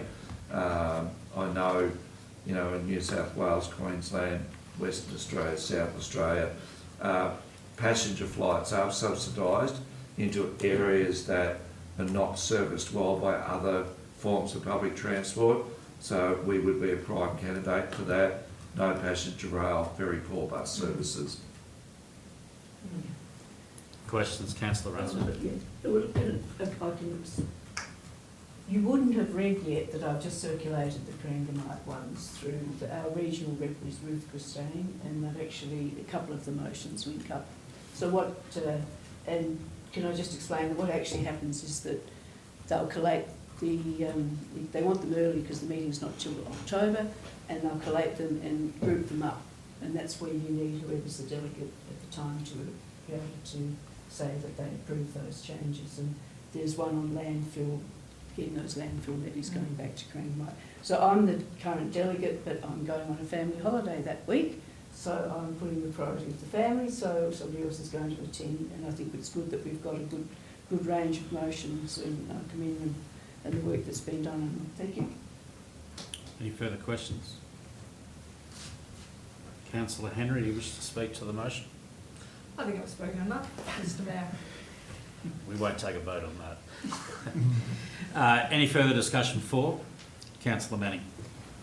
Yeah, I'll speak to Part A, the MAV advocates the state and federal governments for greater renewal investment in aquatic facilities in regional and rural Victoria to assist local government to replace aquatic facilities that are end of life. In Victoria, there are 260 council-run pools, and most of these are more than 50 years old. As the CEO described, our Shire has 6 outdoor pools, all of which are at least 50 years old and older. In our current budget, we have allocated $1.8 million in capital works for aquatic facilities this year, and this does include the Hamilton Indoor Pool, but for the majority of our outdoor pools, this money is just spent on keeping them running with little upgrades and little things like slides and things to really build the atmosphere and make it a better experience for people going to the pool. We want to keep these pools open for as long as we can. We've got members of Glen Thompson trying to get their pool reopened, and we've been working very hard to try and find a model that will provide a sustainable option for the Glen Thompson pool to reopen. And so this motion requests advocacy for financial help to keep these pools open, and it's in line with a recent report from the Royal Life Saving Society of Australia, which calls for the establishment of a dedicated national public pool investment program. And part of this is to upgrade ageing aquatic infrastructure to meet modern safety, accessibility and sustainability standards, to target regional communities, and through mechanisms such as low interest rate loans and co-contributions. And we heard earlier all of the wonderful things that pools bring to communities, and we do value them, and it is a difficult decision when one is closed. So I really support this, and I put this up, and I really hope that this gets some things moving and that maybe we can get some more funding to help us with our pools and make the experience better. Discussion against. Further discussion for? Excuse me, Mr Mayor, apologies. Do you need to correct? No, the Governance Office has just raised a point with me electronically that it, just for prudence sake. Sorry? Is that? No, sorry, John. No, just for prudence sake, I wonder if, given Councillor Rainsford is not attending the State Council, our Deputy Delegate, I believe from memory, is yourself, Mr Mayor. Councillor Calvano is Councillor Calvano, who's not attending, that we should just, if we may, if Council's indulgent to add a point, that Councillor Campbell be confirmed as our delegate to attend that meeting. So point 3. I'll have to go back to Yeah, that. it is but- at point 3. Yeah, it would be point 3. Point 3, we add that. Yeah, so the Councillor council endorse that Councillor Adam Campbell will be our delegate to the MAV at the October State Council meeting. Yeah. Don't make me read the motion again. Can we just confirm with the mover and seconder of that motion that they're happy to accept that? Yes.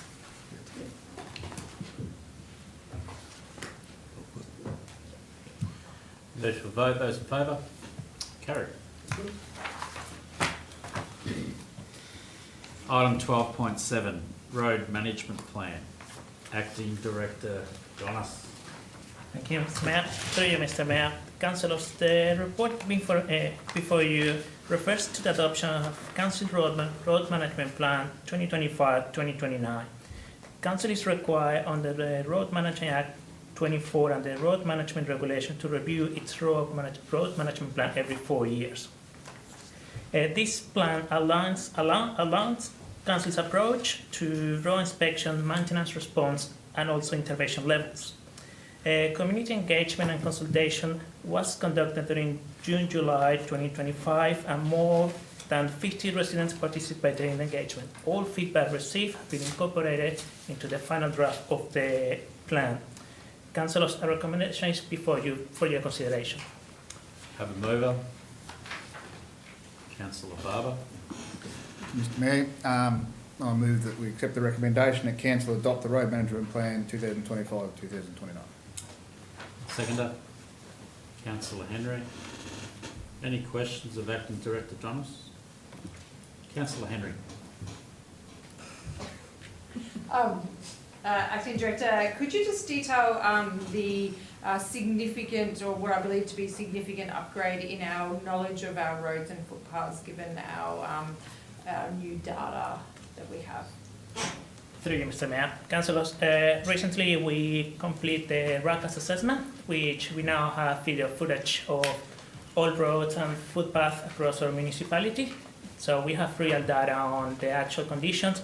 Similar, we have an asset inspector which clearly define inspection routine, which will give us all the information that we need to set up the map, set up the road management plan. Moving forward, those routine inspection will be there as well. So we will be we reclassify some of the roads, which means we will have a greater level of inspections through the Shire. Thank you. Further questions? Councillor Ransford. Are we ever going to get in a bus and go and have a look at some of these roads? Because I think it was one of the things that we thought we'd do as a new council, because we've done it before. We had one day we'd go north, another day we'd go south, and we actually, I mean, some of us drive on them anyway and experience them, but I just question it would be really good to get out and do a tour and actually. Oh, I know. We can watch the footage. That's my question. Yeah, but we just go online now and look at it. No, I think you've got to experience it. There's something that's going to rattle off the dash. Yep. Through you, Mr. Mayor. Yes, Councillor, we can do that. That'd be great. On request of Council. Thank you. Councillor Campbell, did you have a question? No, Helen asked the question for me, that Rackus, so all good. Any further questions? Councillor Barber, you wish to speak to the motion? Thank you, Mr. Mayor. I'd just like to acknowledge the work that has gone into the road management plan. Scrolled through the document and it's very comprehensive. It's great to see, and the RACAS information in there now is just going to take it to another level. So just well done with the plan, and let's fix the potholes. If there's no discussion against, we'll move straight to a vote. Those in favour? Carried. Item 12, pardon me. Item, where'd that come from? Yeah. Item 12.8, CBD Streetscape Project Advisory Group. Director Neeson. Thank you, and through you, Mr. Mayor, I'd like to present this report on the Hamilton CBD Revitalisation Project Advisory Group. The Hamilton CBD Project Advisory Group was established following a council resolution at the April 2025 council meeting to help guide the Hamilton CBD Streetscape Project. Following the adoption of the terms of references at the June 25 council meeting, an expression of interest was advertised for members of the community to apply to. So the purpose of this report is to advise councillors of the process that was undertaken following that nomination period, and then to also recommend advisory committees, which is part of this report tonight. So councillors, a recommendation has been brought before you. Have a mover? No, I just have a question. I'll move it. Councillor Campbell. That council resolve to appoint the following 8 successful applicants to the Hamilton CBD Revitalisation Project Advisory Group. Justin Slade, Kevin Quinn, Elizabeth Hurley, Carly Bennick, Sarah Hope, Colin Dunkley, Karali Colson and Paul McCallum. Seconder. Councillor Calvano. Questions of Director Neeson, Councillor Henry. Just probably a technical governance question. Do we need to put on the recommendation that we're appointing a councillor chair for that group? Thank you, Mr. Mayor. You've already appointed a chair as part of when you adopted the previous, so we didn't think you needed to double that up with Councillor Barber appointed when you adopted the terms of reference. Yeah. Thanks. Any further questions? Councillor Campbell, you wish to speak to the motion? Yes, very quickly. Look, we've got a broad range of people that are a part of this group. We've got CBD business owners, We've got community representation from knowledge and experience with councils, and also just experience in terms of analysis and making decisions and all of that professional sort of thing. I believe that we've got two different spectrums here, which is really positive. We've got some people here that are really for the trees. We've got some people here that are really against the trees.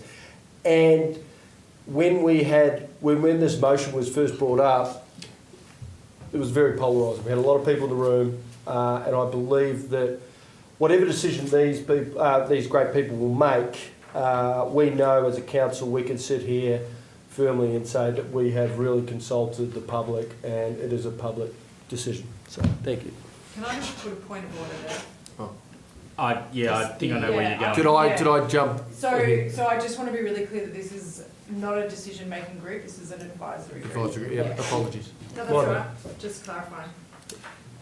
Any further discussion for Councillor Barber? Thank you, through you, Mr Mayor. First, I'd just thank Director Neeson and his team for putting this together. Back up what Councillor Campbell said, it's a great range of people that we've got, with some people who've got a bit of technical expertise and some community focus and some CBD owners. I'm very happy and proud to chair the group, and I think as an advisory group they're going to come up with some great feedback that we can put towards the project being successful, swift and operated very well. Thank you. Any discussion against? For Councillor Henry? Well, I just wanted to say that this is actually a really good outcome in terms of that motion that we looked at the CBD plan and recrafted the motion to be nuanced and to have to pay attention to how we got to the CBD over the last 50 years and where we want to go in the next 50 years and how we accommodate both the existing trees and the problematic trees and a way forward into the future.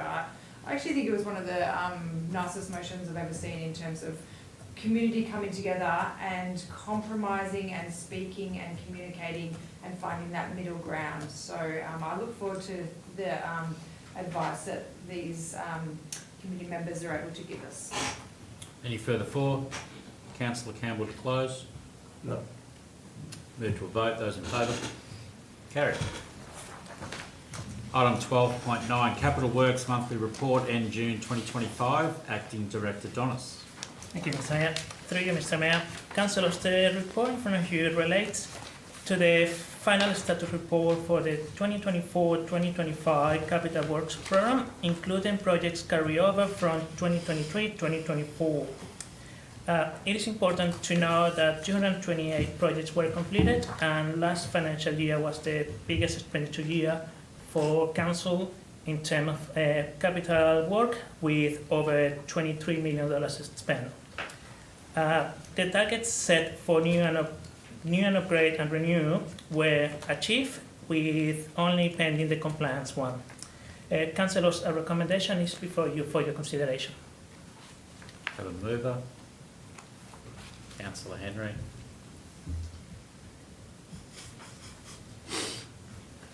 I've lost it. I move that the Council acknowledge the end of financial year capital program report, which confirms $23,094,901 expended against the adjusted budget, comprised of the adopted budget of $20,624,250, along with the approved carry forward projects endorsed in the September 2024 Council report. 85% complete of the revised capital works program. Thank you. Seconder. Councillor Barber. Any questions of Acting Director Donis? Any discussion for? Against? Councillor Henry, anything to close? Yes. Yeah, go on. Sorry. I'm getting tired, but I'm not sure everyone's getting a little bit tired. But I do think it's worth saying that this is an incredible outcome. To have achieved this amount of capital works is really unheard of. We're above the state average. We are completing 95% of renewal, 87% of compliance, and 89% of new and upgrade, which is an extraordinary effort for a council our size. And so my hat's off to the team, and there's bigger projects to come, but we've proven that we can dig deep, and actually you can start to see it around town, you know. I mean, I look around this town in the last 20 years that I've been here, and there's been significant changes, and you know, we have a strong vision, and there are many instances where I can see that vision coming to fruition, and it's really gratifying and a credit to the people who make it happen. Move to a vote. Those in favour? Carried. Item 12.10, design brief for Hamilton Library, Community Hub and Civic Square. Mr CEO. Thank you, Mr Mayor. Councillors, this is late on in the agenda, but incredibly important report for us tonight. As we seek to table the design scope for our new Hamilton Library, Community Hub, Civic Square facility that we built on Lonsdale Street in Hamilton. The design work will mostly be funded, as you know, through our $5 million Regional Precinct of Partnership grants that Council has received, along with the design of the new Hamilton Gallery and Streetscape project. The design work, as the report highlights, will be broken into 3 stages. The first stage will be to finalise the hub concept design and ask the architects, following a consultation period with our community and stakeholders, provide us with a return brief as to what will be designed. Stage 2 is the actual design development, including specifications, and stage 3, the architects will be required to stay on during construction to provide support during the project delivery.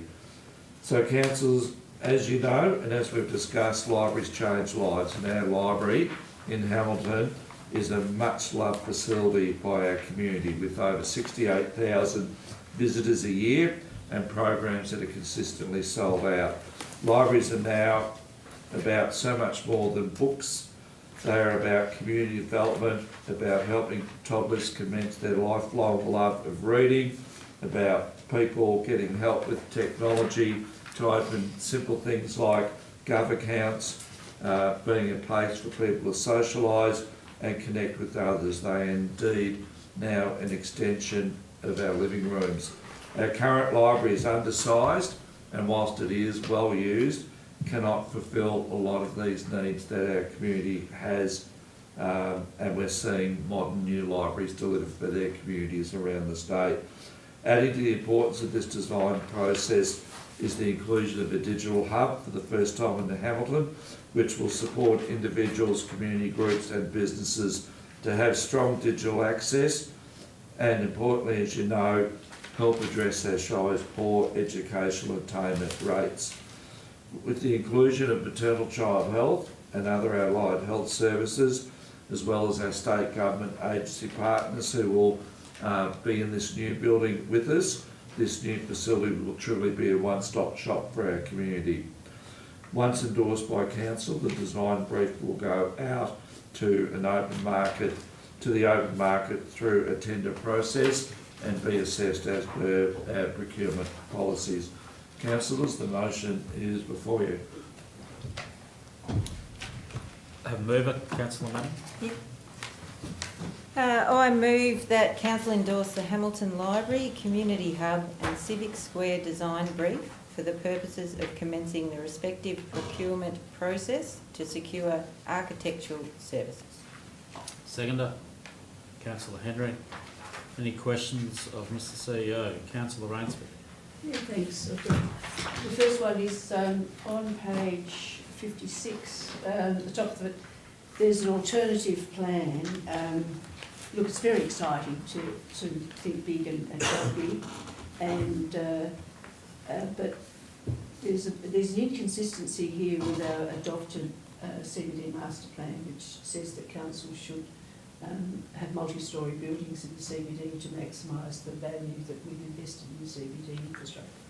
And so this point says allow for alternative concept design and cost plan for a single-storey building being Southern Grampians Shire Council Library Digital Hub at the ground floor and Western District Health Service and other agencies to relocate elsewhere. So I question that should be included, and how we can do that when we're not following our own adopted master plan, CBD master plan, which is also mentioned in the draft council plan as well. Thank you. A good pick up, councillors. So as we have discussed, council has allocated $17 million in its long-term financial plan towards this project.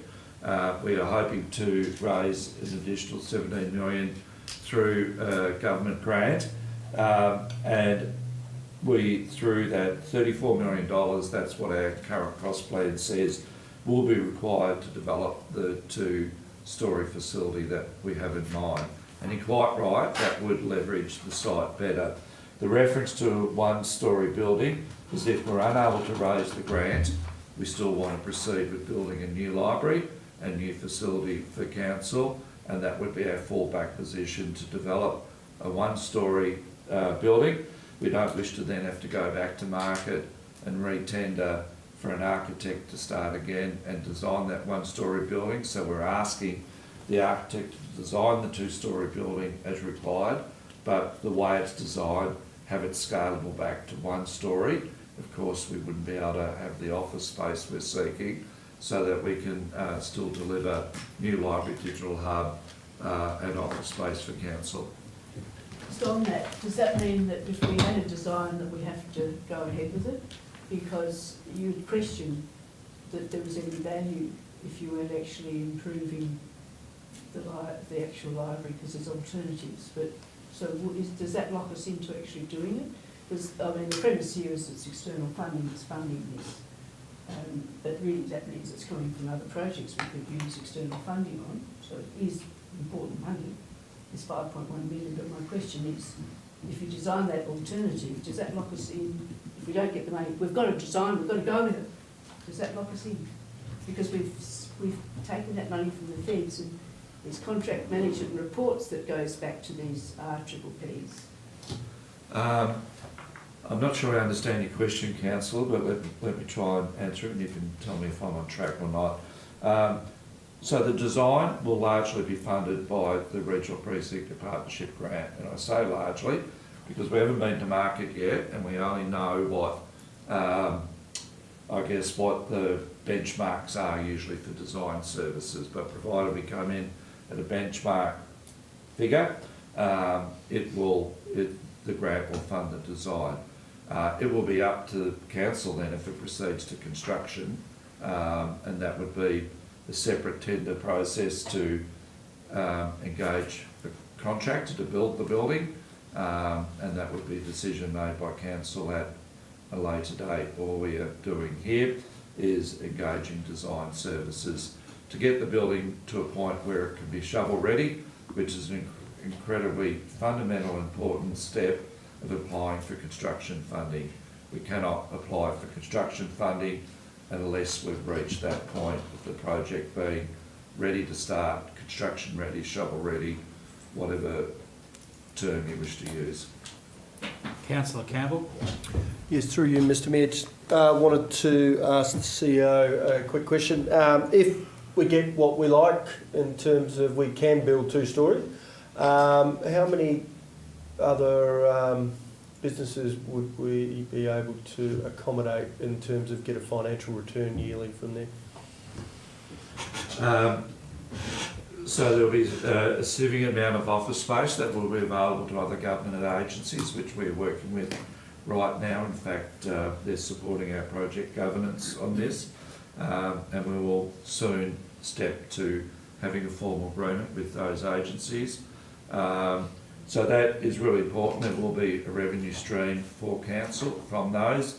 The concept plans and whether council decides to go with this in the long run will include, the concept plans include a cafe, which we would externally source an operator for that.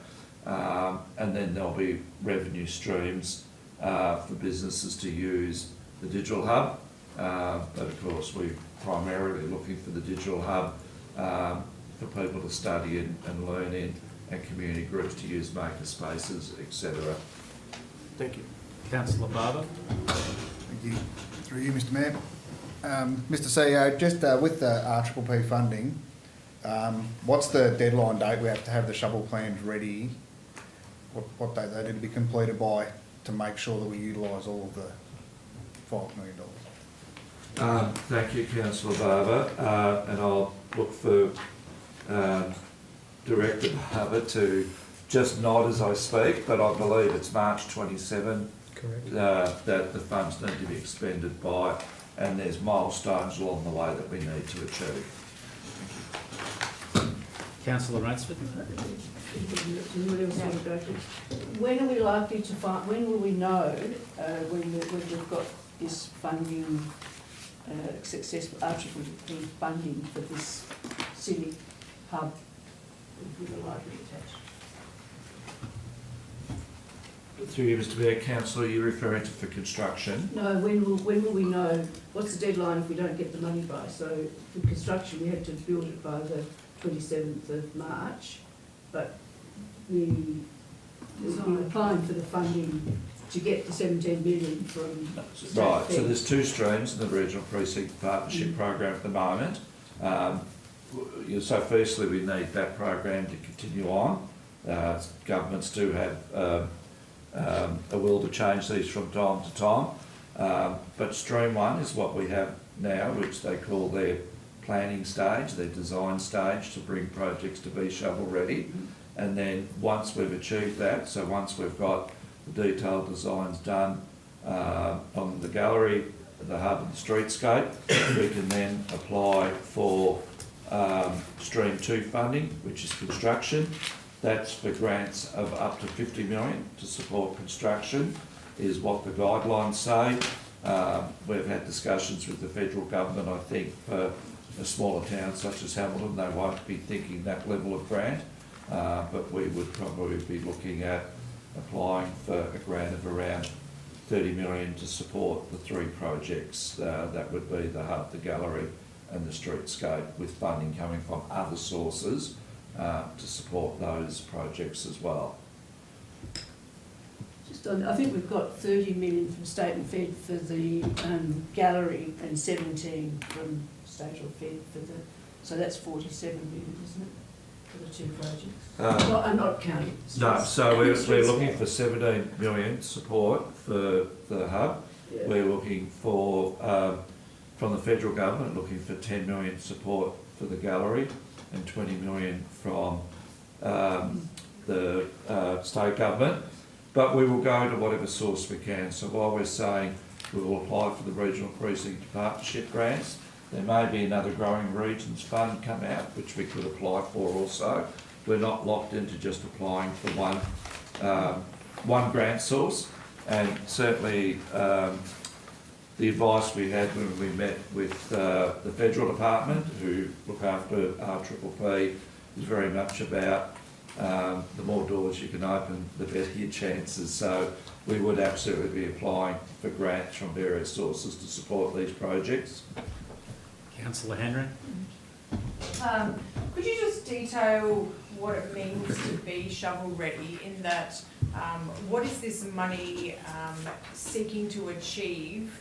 And the second part of that question is, given that the RPP funding is for design, which in itself is quite unusual, does that give you a good indication that there is quite good vibes, good interest, good omens for future funding? Thank you, Councillor. Losing the words. I feel like I really want to touch wood before I answer this question. Yeah, don't answer it, just don't answer it. So governments look for projects to be shovel ready, construction ready, before they will provide construction funding, so that they know that when they give you the money, it's going to get spent, you're ready to start, it's going to get spent, it's going to be delivered in a reasonable amount of time.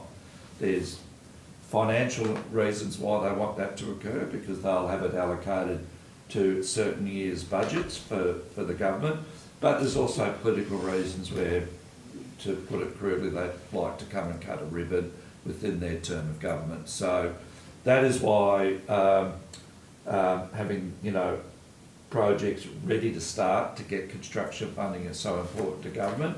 It is incredibly unusual to get design funding. So this is the first time we've seen a grant program that does fund designs. We're very lucky to have got this, and you're quite right, Councillor. Undoubtedly it shows confidence in the federal government in what we've proposed, because they would not be funding design unless they thought it was a worthy project. Whether that translates through to construction, we'll wait and see. It's a very competitive world out there. Everyone's chasing funding. This grant program has an end date on it. We've been, part of our advocacy to the federal government has been to extend and continue this grant program, because we believe, as a council, all of us here, it's made us think differently about our projects. It's made us talk to various partners, both community and business, that we can bring together to really make this, and I think it's a better project because of it. Yeah. Councillor I Ransford. didn't quite get a date that we should expect to get the yes or no from the federal on that. What sort of... For the construction funding, Councillor? Yeah. Yeah, so we're aiming to have the project's construction ready by May next year, which is an incredibly tight time frame, in which case we will then apply for the construction funding grant. And then when we've applied for it, I must say I couldn't tell you how long it will take them to give us an answer. So Stream 1 was an unusually long time. It was 12 months almost to the day that we got an answer that we were successful. Generally, you would have to say that by the time the government works through its assessment processes and gets the minister to sign off on the grant, I would have thought best case scenario we'd be talking about 4 or 5 months, so it could be anywhere in between that period. Good, thank you. We haven't got agreements yet with the other agencies, with Water and Water and Grampians CMA and Western District Health. Wouldn't we councillors haven't seen what the format of those, haven't seen the draft or the conditions applying to that, and they haven't been completed yet. And there's been discussions going on for years about this, so why is that, and is that not prudent to actually have that and for us to know what the conditions are, please? Yes, certainly, Council. It's very important that you are across that, and we are. We have got a draft of that agreement, which will come to Council, as we discussed at last week's briefing, and yeah, that indeed will need sign off by Council before it goes anywhere. If your question is more about the timing of it, that you're approving this before that, which I suspect is what you're getting at, before you will see that agreement and sign off on that agreement before we come back to you with an architect to sign off on. So we're going to tender now. That process at best takes 2 months. We usually leave it open on the market for 4 weeks. So, you know, if we take another week to get it onto market, to get our paperwork right, it'll be another 4 weeks after that, so 5 weeks from today. We will then, depending on how many architectural firms submit a tender, the assessment process from our panel may well take 4 weeks, and then we'll get it onto a council agenda and come to a council meeting. Councillor Ransford. Yeah, what's going to be the impact of emptying the Water and Water building and the Grampians CMA building? And we understand that these are extra services for Western District Health, so that's not. But what's going to be the impact of emptying those offices and having them underutilised potentially, or will they be snapped up? I'm not sure that the market is there, but is this a good move to concentrate everything?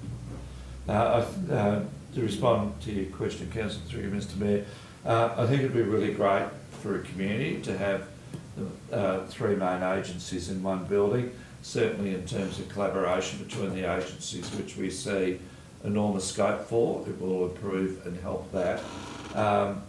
One of the drivers for this originally, and it really came from the suggestion of a couple of councils in our last term, was that there is an apparent shortage of commercial space in Hamilton. Certainly I've heard that. And I think both organisations that are looking at coming into this building with us are in buildings that are substantially bigger than what they need. So we really feel that it's a win-win. We get to co-locate and that space will become available for other businesses to, existing businesses to either expand or new businesses to start up in Hamilton. Any questions to finish? Councillor Manning, you wish to speak to the motion? Okay.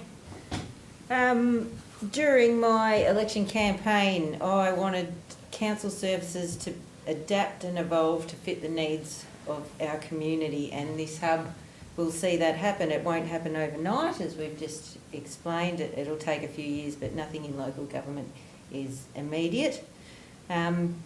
This hub will aim to improve retention and attainment for young people in education and training. It will support business growth.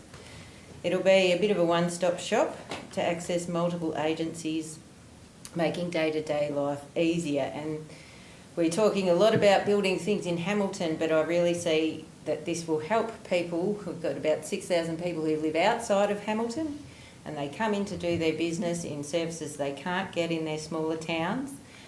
And concentrating this in one spot, I believe, will make things easier.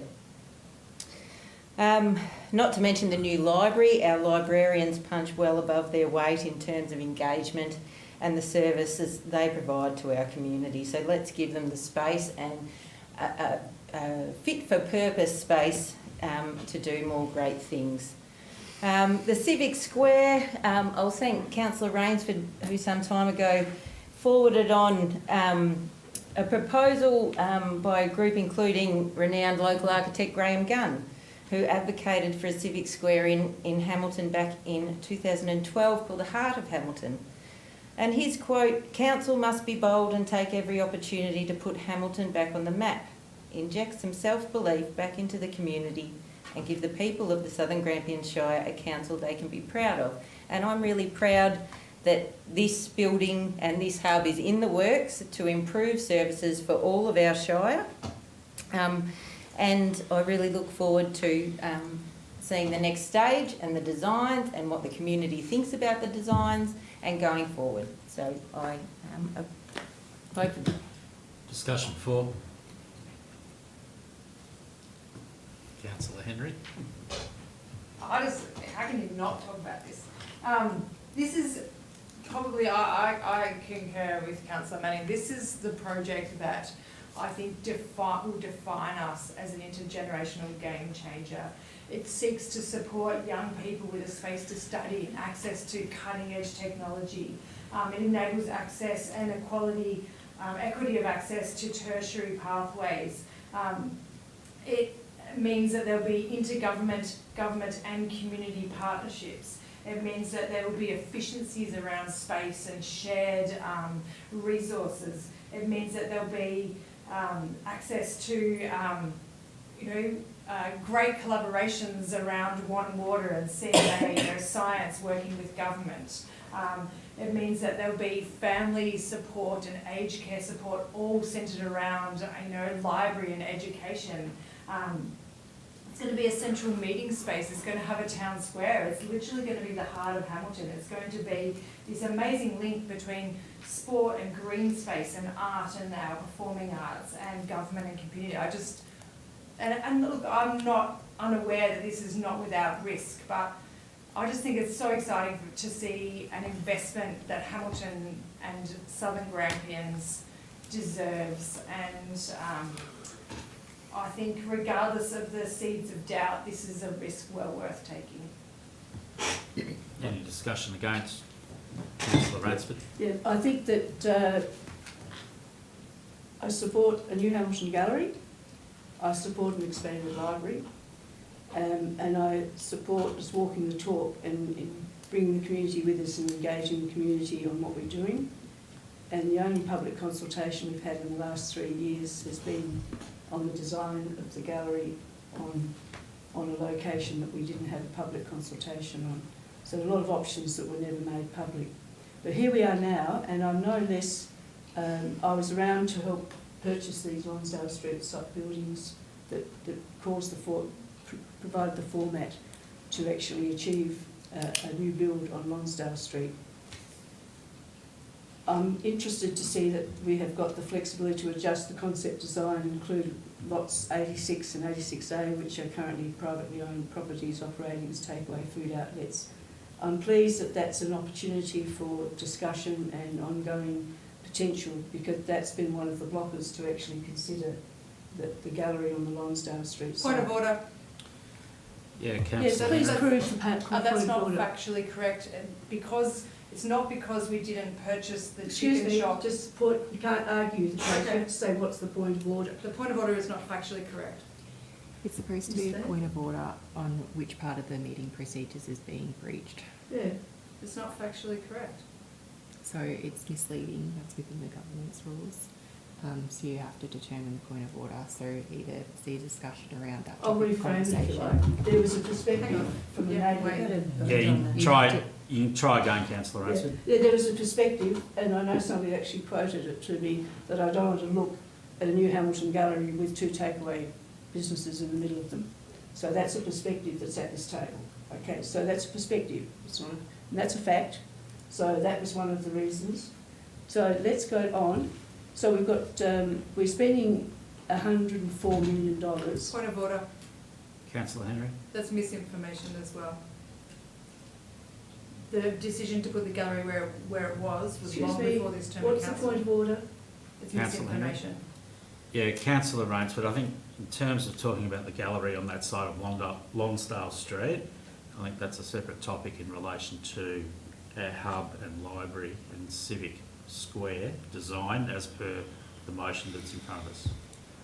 So the three projects are not part of 5.1 million, we're looking They at are. design. So we're only looking at each one individually. We only talk about one at a time, not a holistic total Point of order. package. Councillor Henry. We need to stick to the motion at hand, and the motion is at hand. That's not a point of order, excuse me. Point of order, she's not sticking to the motion at hand. Councillor Rainsford, if you can just direct your discussion around the motion that's in front of us. So, and we're looking at economic development. I believe that, and I'm not sure how much time I've got left because I spend so much 30 time going like a seconds. yo-yo because I never get my 3 minutes. Yeah, I'll correct Give you me on some that. time extra if I Sure. pass through, thank you. It's really important that I'm not seen as a negative about growth, because I've actually pushed for major projects very strongly, and I can think big, and I think that it's exciting. But we've got some compromises, we've got some unknowns in this. We don't know what the agreements are and what the agreements are and what the financial arrangements are. We're saying that we're going to go back to a single story. Yes, we may have the decision to actually do that, but that's counter of what we're meant to be achieving in our adopted Hamilton CBD master plan. And that means that you're not actually getting an extra value. I'm very excited about expanding the gallery, the library, and it's been very hard to actually get an opinion out there that you could actually expand the library where it is. So that's why I can't support this. We could have a two-storey library, we could have a youth space there. Western District Health could go into our Brown Street offices that we don't want anymore. You know, and actually we could have, somebody asked me the other day, why not a business hub? Well, we were going to have a business incubator where you could have these small offices that people could come into. And I thought, gee, Brown Street could do that. And so it's this. Yeah, that's We've time, got a group. councillor We've got a Rainsford. group application to do Councillor 3 Rainsford. projects, Councillor and we've Rainsford. never had a discussion. Councillor Rainsford, I'll ask to- you to be seated, please. Okay, thank you. I'll Any ask for further some dis- more- Can I have some more time? Is there a seconder to that? No. No. I've changed my mind, I'm sorry. Any further discussion for? Noted. Yeah, no, fair, hopefully. Any further discussion for? Councillor Manning, to close. Nothing to close. Move to a vote. Those in favour? Against? Carried. Can I call a division? Division? I'll call those in favour. Councillor Henry, Councillor Campbell, Councillor Barber, It's Councillor important. Calbano, Councillor Manning. Those against? Councillor Rainsford. Can you say which Thank way you. you vote as well? Based on not And I vote in allowing favour. just public discussion.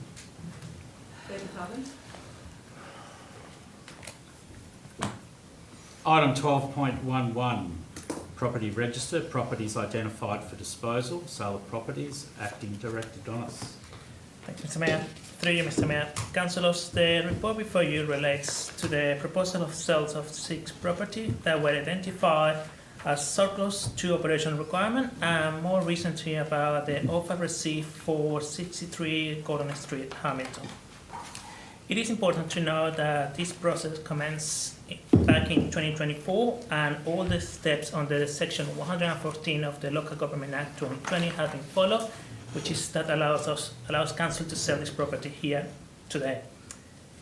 Councillors, the recommendation is before you for your consideration.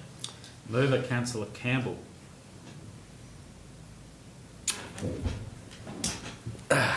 Yes, I will, the recommendation before you as read, or would you like me to read it out? That's fine. Seconder. Councillor Barber. Any questions of Acting Director Donis? Councillor Rainsford. Yeah, there's been some feedback from a couple of real estate agents that these properties were not listed through local agents. Is there a reason or a process that wasn't a potential? Thank you. Thank you, Mr. Mayor. Councillor, we follow procurement policy for our procurement that we done through council. The procurement policy established to favoritize local content. In this instance, even with that, the evaluation result in non-local agent being appointed. Any further questions? Councillor Campbell, you wish to speak to the motion? Yeah, I will. There's a bit of tension in the air, but I'm going to create a little bit more. Yeah, I just reckon that's lazy. At the end of the day, we have got enough real estate agents within this town. Yeah, Councillor Can't Campbell, use that word, bad word. just Sorry. try and stay in the tracks. I will speak to it. I'll say that council have done major projects, Melville Oval, worked with local builders, worked with people to make sure that we just push it along nicely. I believe personally that maybe could have come in a court. I know you've got a code that you have to follow, but we have got enough qualified real estate agents in this town. Point of order. Councillor Henry. Can't say that. Or...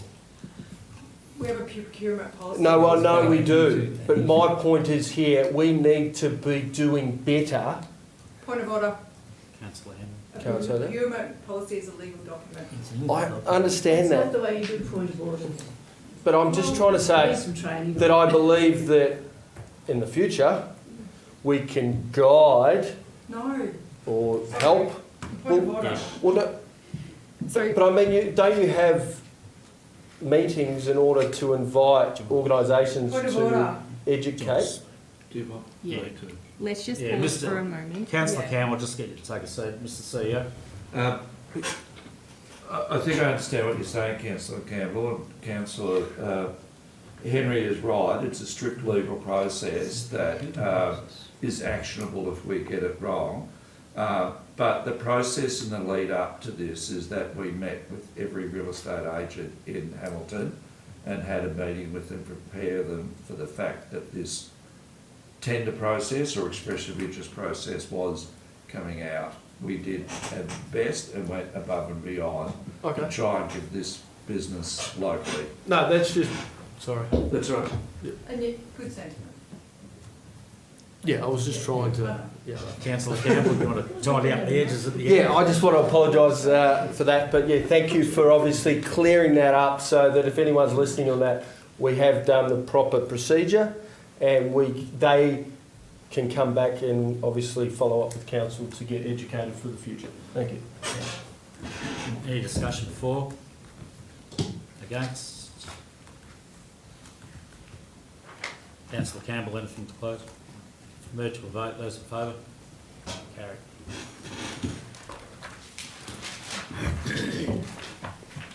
Item 13, notices of motion. 13.1, notice of motion number 925, Councillor Calvano, flag installation in the Sam Fitzpatrick Gardens. Thank you, Mr. Mayor.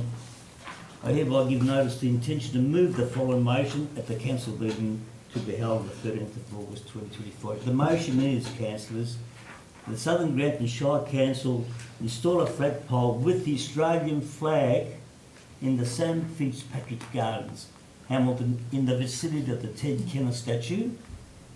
Install spotlights to allow the flag to be viewed at night. That's about it. And number 3 point, that the works be completed prior to the end of 2025. Is there a seconder? Councillor Campbell. Councillor Calvano, you wish to speak to the motion? Yes, Mr. Mayor. The precinct around St Fitzpatrick Gardens commemorates our servicemen and women with the following memorials.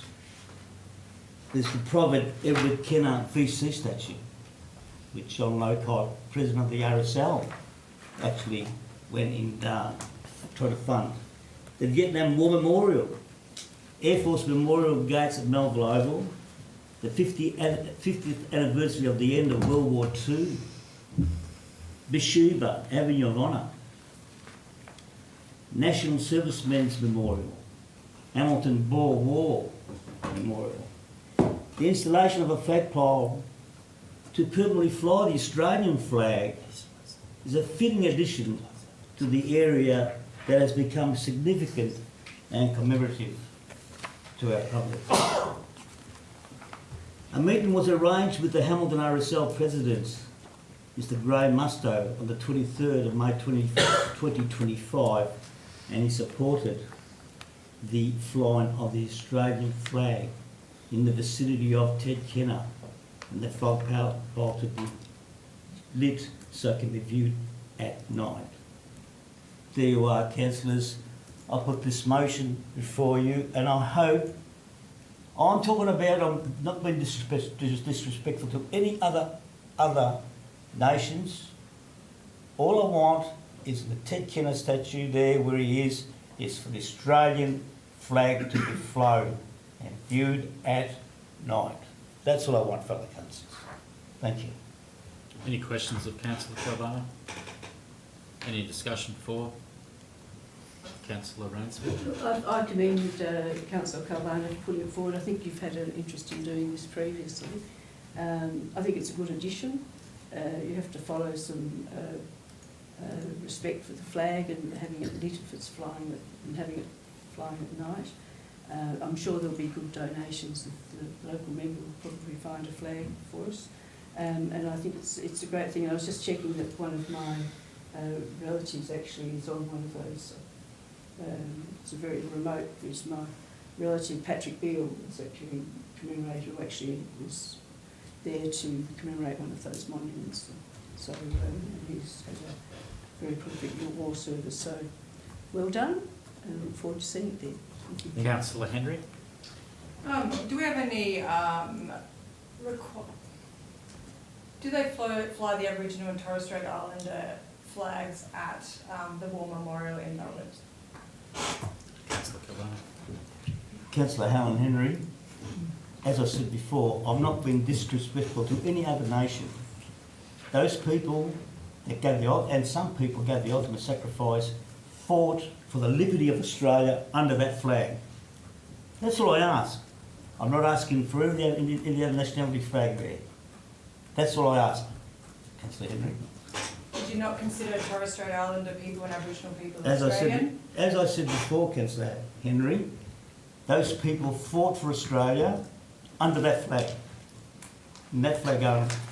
Doesn't matter who you were, they fought under that flag. Councillor Henry? They fought under that flag before they received recognition. They fought under that flag before they got a vote. Do you not consider it appropriate to fly the Aboriginal and the Torres Strait Islander flag alongside the Australian flag? At this point of time, my motion is to fly the Australian flag in the vicinity of the Ted Kenner statue, spotlit at night so it can be viewed at night. And I don't know, I'm repeating it over and over again. All I'm saying, I'm not being disrespectful to any other nation, all I'm saying is those people fought under that flag. It doesn't matter who you were. They didn't care who you were. They fought under that flag. And when Australia built a warship, There's only one flag at the back of it. Only one. Thank you. Councillor Campbell. Yes, I personally just want to commend Councillor Calvano with the work he has done with the RSL. I just think it is something that you've been pushing for a long time, Councillor Calvano, and I do believe that this will be fantastic and fitting under the one flag that these amazing people fought for our freedom of this country. So I just want to commend you again. Thank you. Councillor. I don't know, I don't think this is to Councillor Calvano, it's probably to the governance team. What is the precedent for memorials? How many flags are usually flown at memorials that commend fallen servicemen and women? There's national guidelines around flags, but I don't know the specific details. Is everyone in every Mr. town? We put it on it. Through you, Mr Mayor. Councillor, to the best of my understanding, there's no rules around this. There's federal guidelines that we follow, but the guidelines, from my knowledge and remembering reading them, is pretty much around, if you've got one flag pole, this is what you must fly. If you've got two, this is what you must fly. If you've got three or four, this is what you must fly. Not more about how many flagpoles you should have. Mr Mayor, can I just add to that? Yeah, Councillor Calvano, I'll just to close the discussion. Oh, sorry. I've got a question. You keep going questions, then I'll... Sorry, Councillor Calvano. Mr Mayor, it's only protocol for the Australian flag to have the Indigenous flag and other flags beside. It's only a protocol. Now, if you look it up, what protocol means, you don't have to fly it. Any other flag. The Australian flag, one nation, one flag. I do believe in it. One nation, one flag, Mr Mayor. Now, I come back to my words. It's only protocol. Look it up. Councillor Manning. Yeah, look, as others have raised, I have concerns that not including the Aboriginal and the Torres Strait Islander flag may be viewed as an exclusion of Aboriginal and Torres Strait Islander people who fought in the wars, mentioned that these memorials commemorate. I don't believe that there's one flag for Australia, and I've just looked up now, and the Aboriginal flag is flown at the Shrine of Remembrance in Melbourne. Ultimately, I think Councillor Calvano's aim is to unite a number of different memorials which commemorate those who fought under the Australian flag, and I respect that that's what you want to do, and I expect that any future proposals coming to this council to recognise First Peoples who were killed fighting for the land that we're standing on now, which don't have memorials for, which January 26 marks the day of colonisation, which First Peoples call Survival Day, and yet we still celebrate. I expect that any proposal to commemorate those events which helped form this country would be shown the same respect as this proposal is being shown now. Councillor Henry.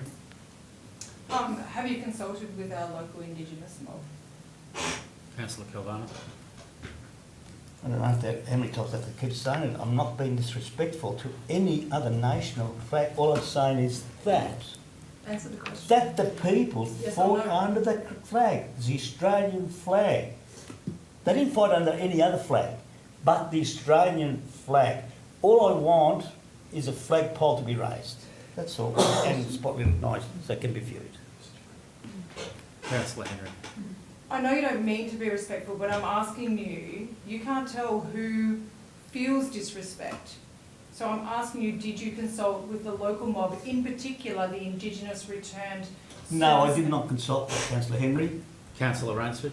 Yeah, look, when Councillor, my question is, we could actually do something more. This is one part of what can be done.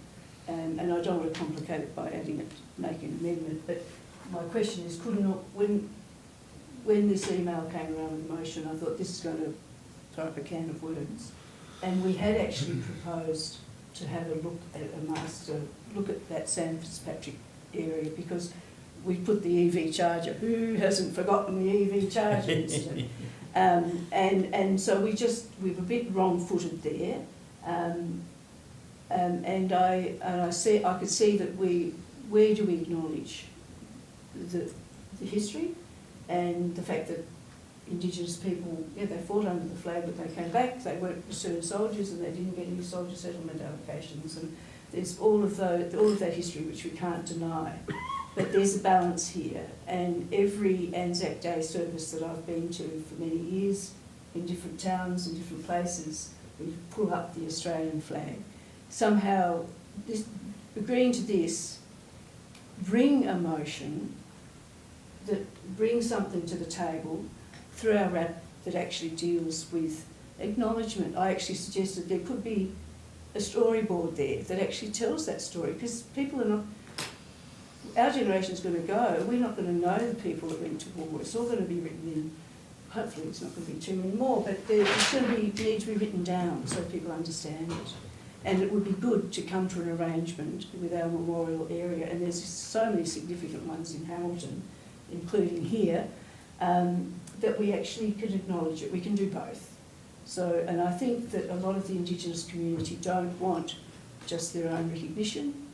They do want, they feel part of the whole, anyway, it's complicated. It doesn't remove the sentiment that you have for this, but we can do more. And I'd put the challenge to the people that want more to work it up and build it into our RAP agreement. Councillor Calvano, to close the discussion. Are we doing fors and against? That's where we were. No, we were at questions. I haven't spoken against. Well, I'll call you to speak against. Whilst I respect the sentiment and I have no problem at all supporting a flag, I can't support one flag without consultation with our local Indigenous mob. I cannot support one flag without, as Councillor Rainsford rightly put, a master plan. Where are we going with this garden? It needs formal thought that includes consideration of all peoples that fought in wars. And I can't speak for Indigenous people, and I can't speak for someone who's fought in a war. So I think further consultation is required before I can support this motion. Councillor Calvano, I'll call you to close the discussion. Thank you, Mr. Mayor. I want this country, Australia, to be united, not divided. By raising other flags, this nation is made up of all peoples. That's why I'm speaking to you in English. So you can understand what I'm saying. It's been colonised by the English. It's great hurt. With great hurt. That's history. All I'm saying, I said over and over again, all I'm saying is I want this country to be cohesively united. No other flags. I'm Italian by birth. You can do what you want at home, raise the Italian flag, Greek flag, whatever it may be, but when you come here, you just abide by the laws of the nation. And they've got it. I'll be the first one to say, if anyone didn't have the laws of the nation against them, or you were mistreated, I'll be the first one to actually support you. That's the way I feel. That's why I am, Mr. Mayor. That closes the debate, I think. Anyway, I've done my bit for the Australian flag to be flown. If this council recognises that it shouldn't be flown, well, that's the decision. Thank you, Mr. Mayor. Move to a vote. Those in favour? Carried. Can I call for a division, please? No. Those in favour? Councillor Rainsford, Councillor Barber, Councillor Campbell, Councillor Calvano, and What about yourself, Mr. Mayor? and the Mayor. Oh, yeah. Yep. And against, Councillor Henry, Councillor Manning.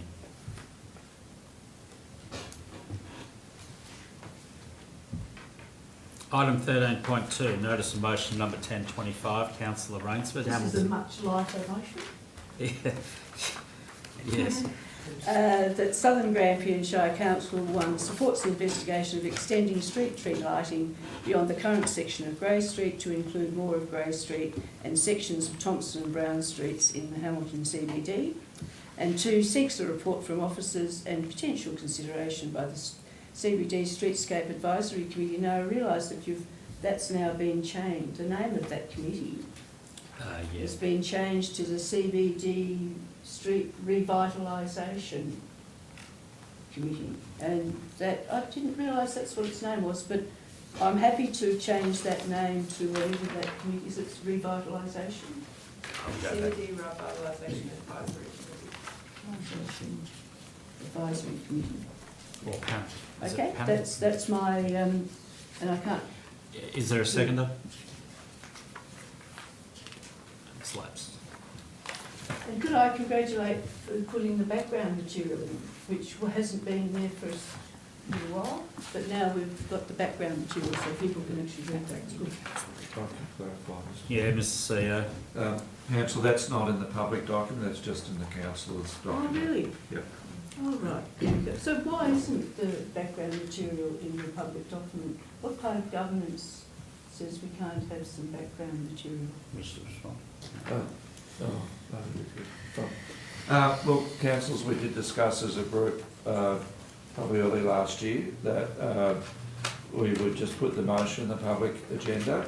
And the reason for that is that the public agenda is a place for officer reports and motions by councillors, and the debate needs to happen in this chamber, not in writing in the agenda before we get to the council meeting. I've got all the emails that have been circulated to councillors on my 2 motions that are quite extensive. But I don't get the background printed for the public to read. But we have a whole lot of emails between us. It's something that we need to consider more. Yeah, for another day. Thank you. Another day. Thank you. Item 13.3, notice of motion number 1125, Councillor Rainsford. And I just thank that the Glen Thompson community members for being so stalwart and staying for the end of this council meeting. But I move that Southern Grampians Shire Council 1 approves the reallocation of $120,000 in the 24-25 budget, now unspent carryover funds, that was allocated to the Glen Thompson School project, now to be directed towards the Glen Thompson Memorial Swimming Pool.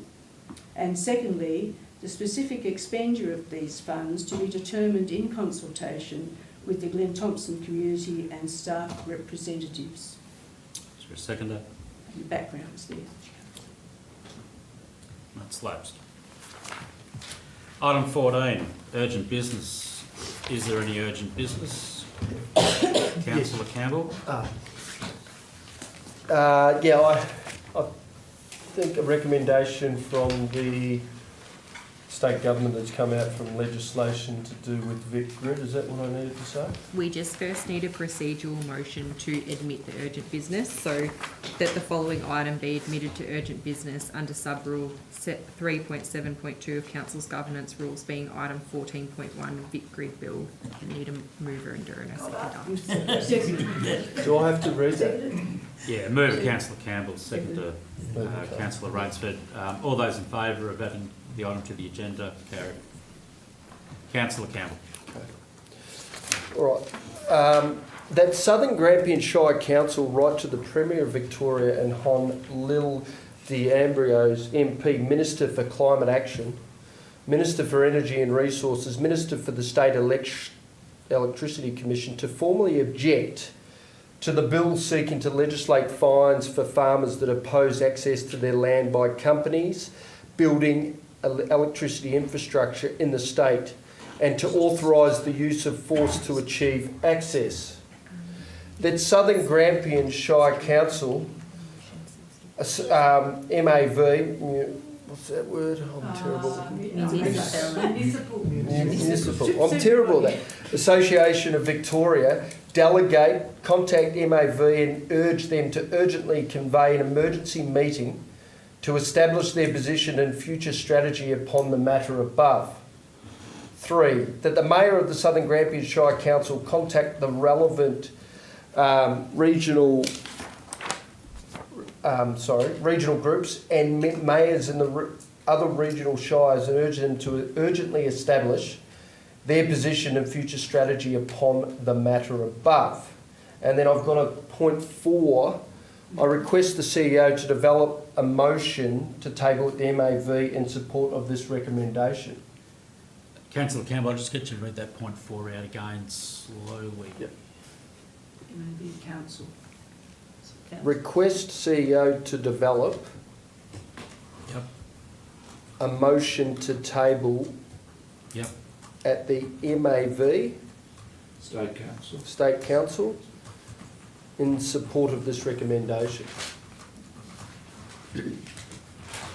Any questions of Councillor Campbell? We need a second. Oh, sorry, a second to Councillor Rainsford. Questions of Councillor Campbell? Councillor Calvano. Thank you, Mr. Mayor. Just questions. The farmer does it get recompensated for having transmission lines or wind turbines on their farm? I don't know. Do they get recompensated? Is it a question to me or to the CEO? It's really Councillor Campbell's motion. I can respond with what I know. Well, but it's up to one of the you Mayor. can respond to it. Councillor Campbell, happy for the CEO to respond? Yeah. Councillor, this legislation was put on the table last week in Parliament without any forewarning that, or as part of any public consultation, that these measures would be within the legislation. So we're not clear. We're still waiting on confirmation. But my understanding is that there will be compensation paid to farmers for having there's a set schedule for compensation that farmers will receive. But the legislation really freezes farmers out from any decision process as to whether they want the transmission towers on their land and removes any right they have to stop people entering their land to install the transmission towers. Thank you, Mr. Mayor. Thank you, Mr. CEO. Any further questions? Discussion 4. Councillor Barber. Thank you, Mr. Mayor. Thank you. Well done, Councillor Campbell, on putting the motion forward. It's very important. A couple of small points I wrote down when I made aware of it. Yes, not only is this unethical, but it also introduces a potential biohazard risks to our local farms or our Victorian farms. I did read a bit of information that came out that said that they would all adhere to the biohazard risks. I call on that as being not completely accurate, because that comes down to the individual that works for the particular companies to follow the biohazard rules. No large property should be entered without the permission of the owners unlawfully at all. That's just a basic common courtesy. Through the statement it says that there's going to be efforts made to ensure that they have an agreement. I don't think efforts made to ensure they have an agreement goes far enough. I think you must have an agreement with the farmer before you can enter onto their property, regardless. And there should be an absolute zero tolerance on any forceful access to anyone's property. I mean, we're not talking about these people, harbouring drug crops and criminals at the back of their farm. We're talking about people that have got cattle and sheep and crops on their farm, which may be impacted by power infrastructure. So they probably really need to pull their heads in and actually work with the farmers and not alienate them again with something else. So well done, Councillor Campbell. My full support. Any discussion against? Further for?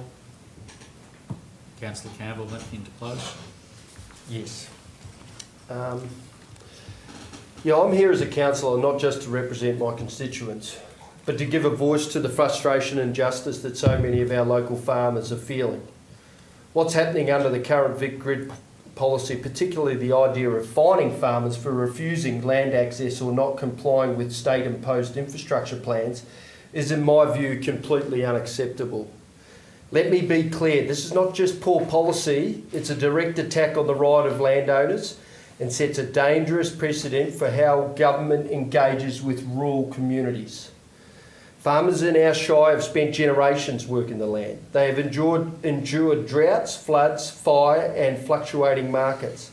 And now they are being told that if they don't comply with a top-down bureaucratic energy rollout, they'll be punished financially. It's just not unfair, it's coercive. This is not collaboration, this is not consultation, this is the state walking onto people's properties, figuratively and in some cases literally without a genuine invitation, and shopping them and slapping them with fines when they try to defend their rights. I urge my fellow representatives and anyone in government listening to take a step back and rethink this entire approach. Well done. Move to a vote. Those in favour? Carried. Item 15, Mayor, Councillors and Delegate Reports. Councillor Rainsford. Oh, yeah, I've closed down the computer. Okay. It's all written. Starting off, went to the town hall event at Cavendish with Damien Keller, which was really, really good. And Councillor Henry was there as well. And the PAC staff were there doing a wonderful job setting up, got your tickets through that way. And it was really good. Our pub was open again, and they got a real roasting because it had entry to Cavendish. Pub shut for the winter. So really good roasting that all got. And he does a really great job. And he's, we had the two Hallam brothers up talking about history. It was really interesting to see Gary and Roger Graham and Roger Hallam together. And talking and roasting each other in a way too, which was really good. So moving on, we had sheep fencing, which was really, really busy. We'd spent 2 full days there. We helped set up the previous week, and Brian was involved with that. Heaps of new volunteers lugging equipment around. It was absolutely, lots of young people. People just turned up to help to set up, and there's a really good, I love the P&A that it actually has a lot of renewal. It has some senior citizens that come along and keep the show on the road, and then there's new blood all the time, and they transition their leadership, and it's really great. So our choir did an inaugural performance in the home paddock, and we had something to practice for. It was really good. I also attended the Peter Schroeder lecture, which was interesting. It was more of an informal talk this time. And what I learned from that, from a chap who's very involved in the livestock industry, meat industry, with Thomas Foods, that there's a lot of land. There's about 300,000 acres that's been purchased, at least for carbon offsets in the drought area of South Australia, which is, and there's a lot of dairy farms in New Zealand that are going to trees for carbon sinks that they're leasing or buying. And the talk was also about the wool figures, the population, the stock numbers, and the wool that's coming through one of AWN network, Australian Wool Network, and down 15 to 25% from other areas, particularly from South Australia. So, but the good news is it only takes 3 years to recover your flock. Apparently, depending what you're going to do, which way your sheep are going to go to wool, or they're going to go to meat. It was a good sheep fencing, good numbers. I've also attended the Rail Freight Alliance meeting in Melbourne. So we've worked out a structure to manage our finances in our own system, instead of being reliant on councils holding the funds.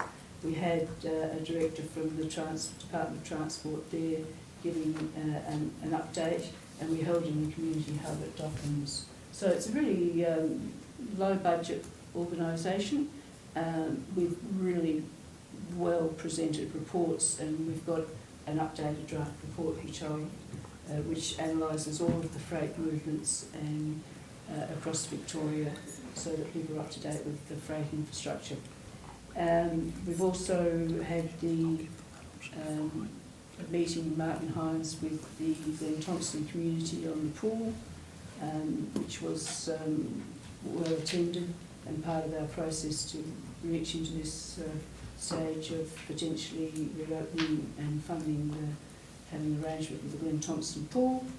And that's probably about enough from me.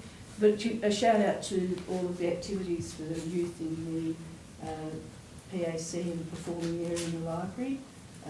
There's just so much going on. I wish I had my kids around here more, young kids again, that were able to take part in it, but you can see that there's a lot on offer for families, which is good. Thank you.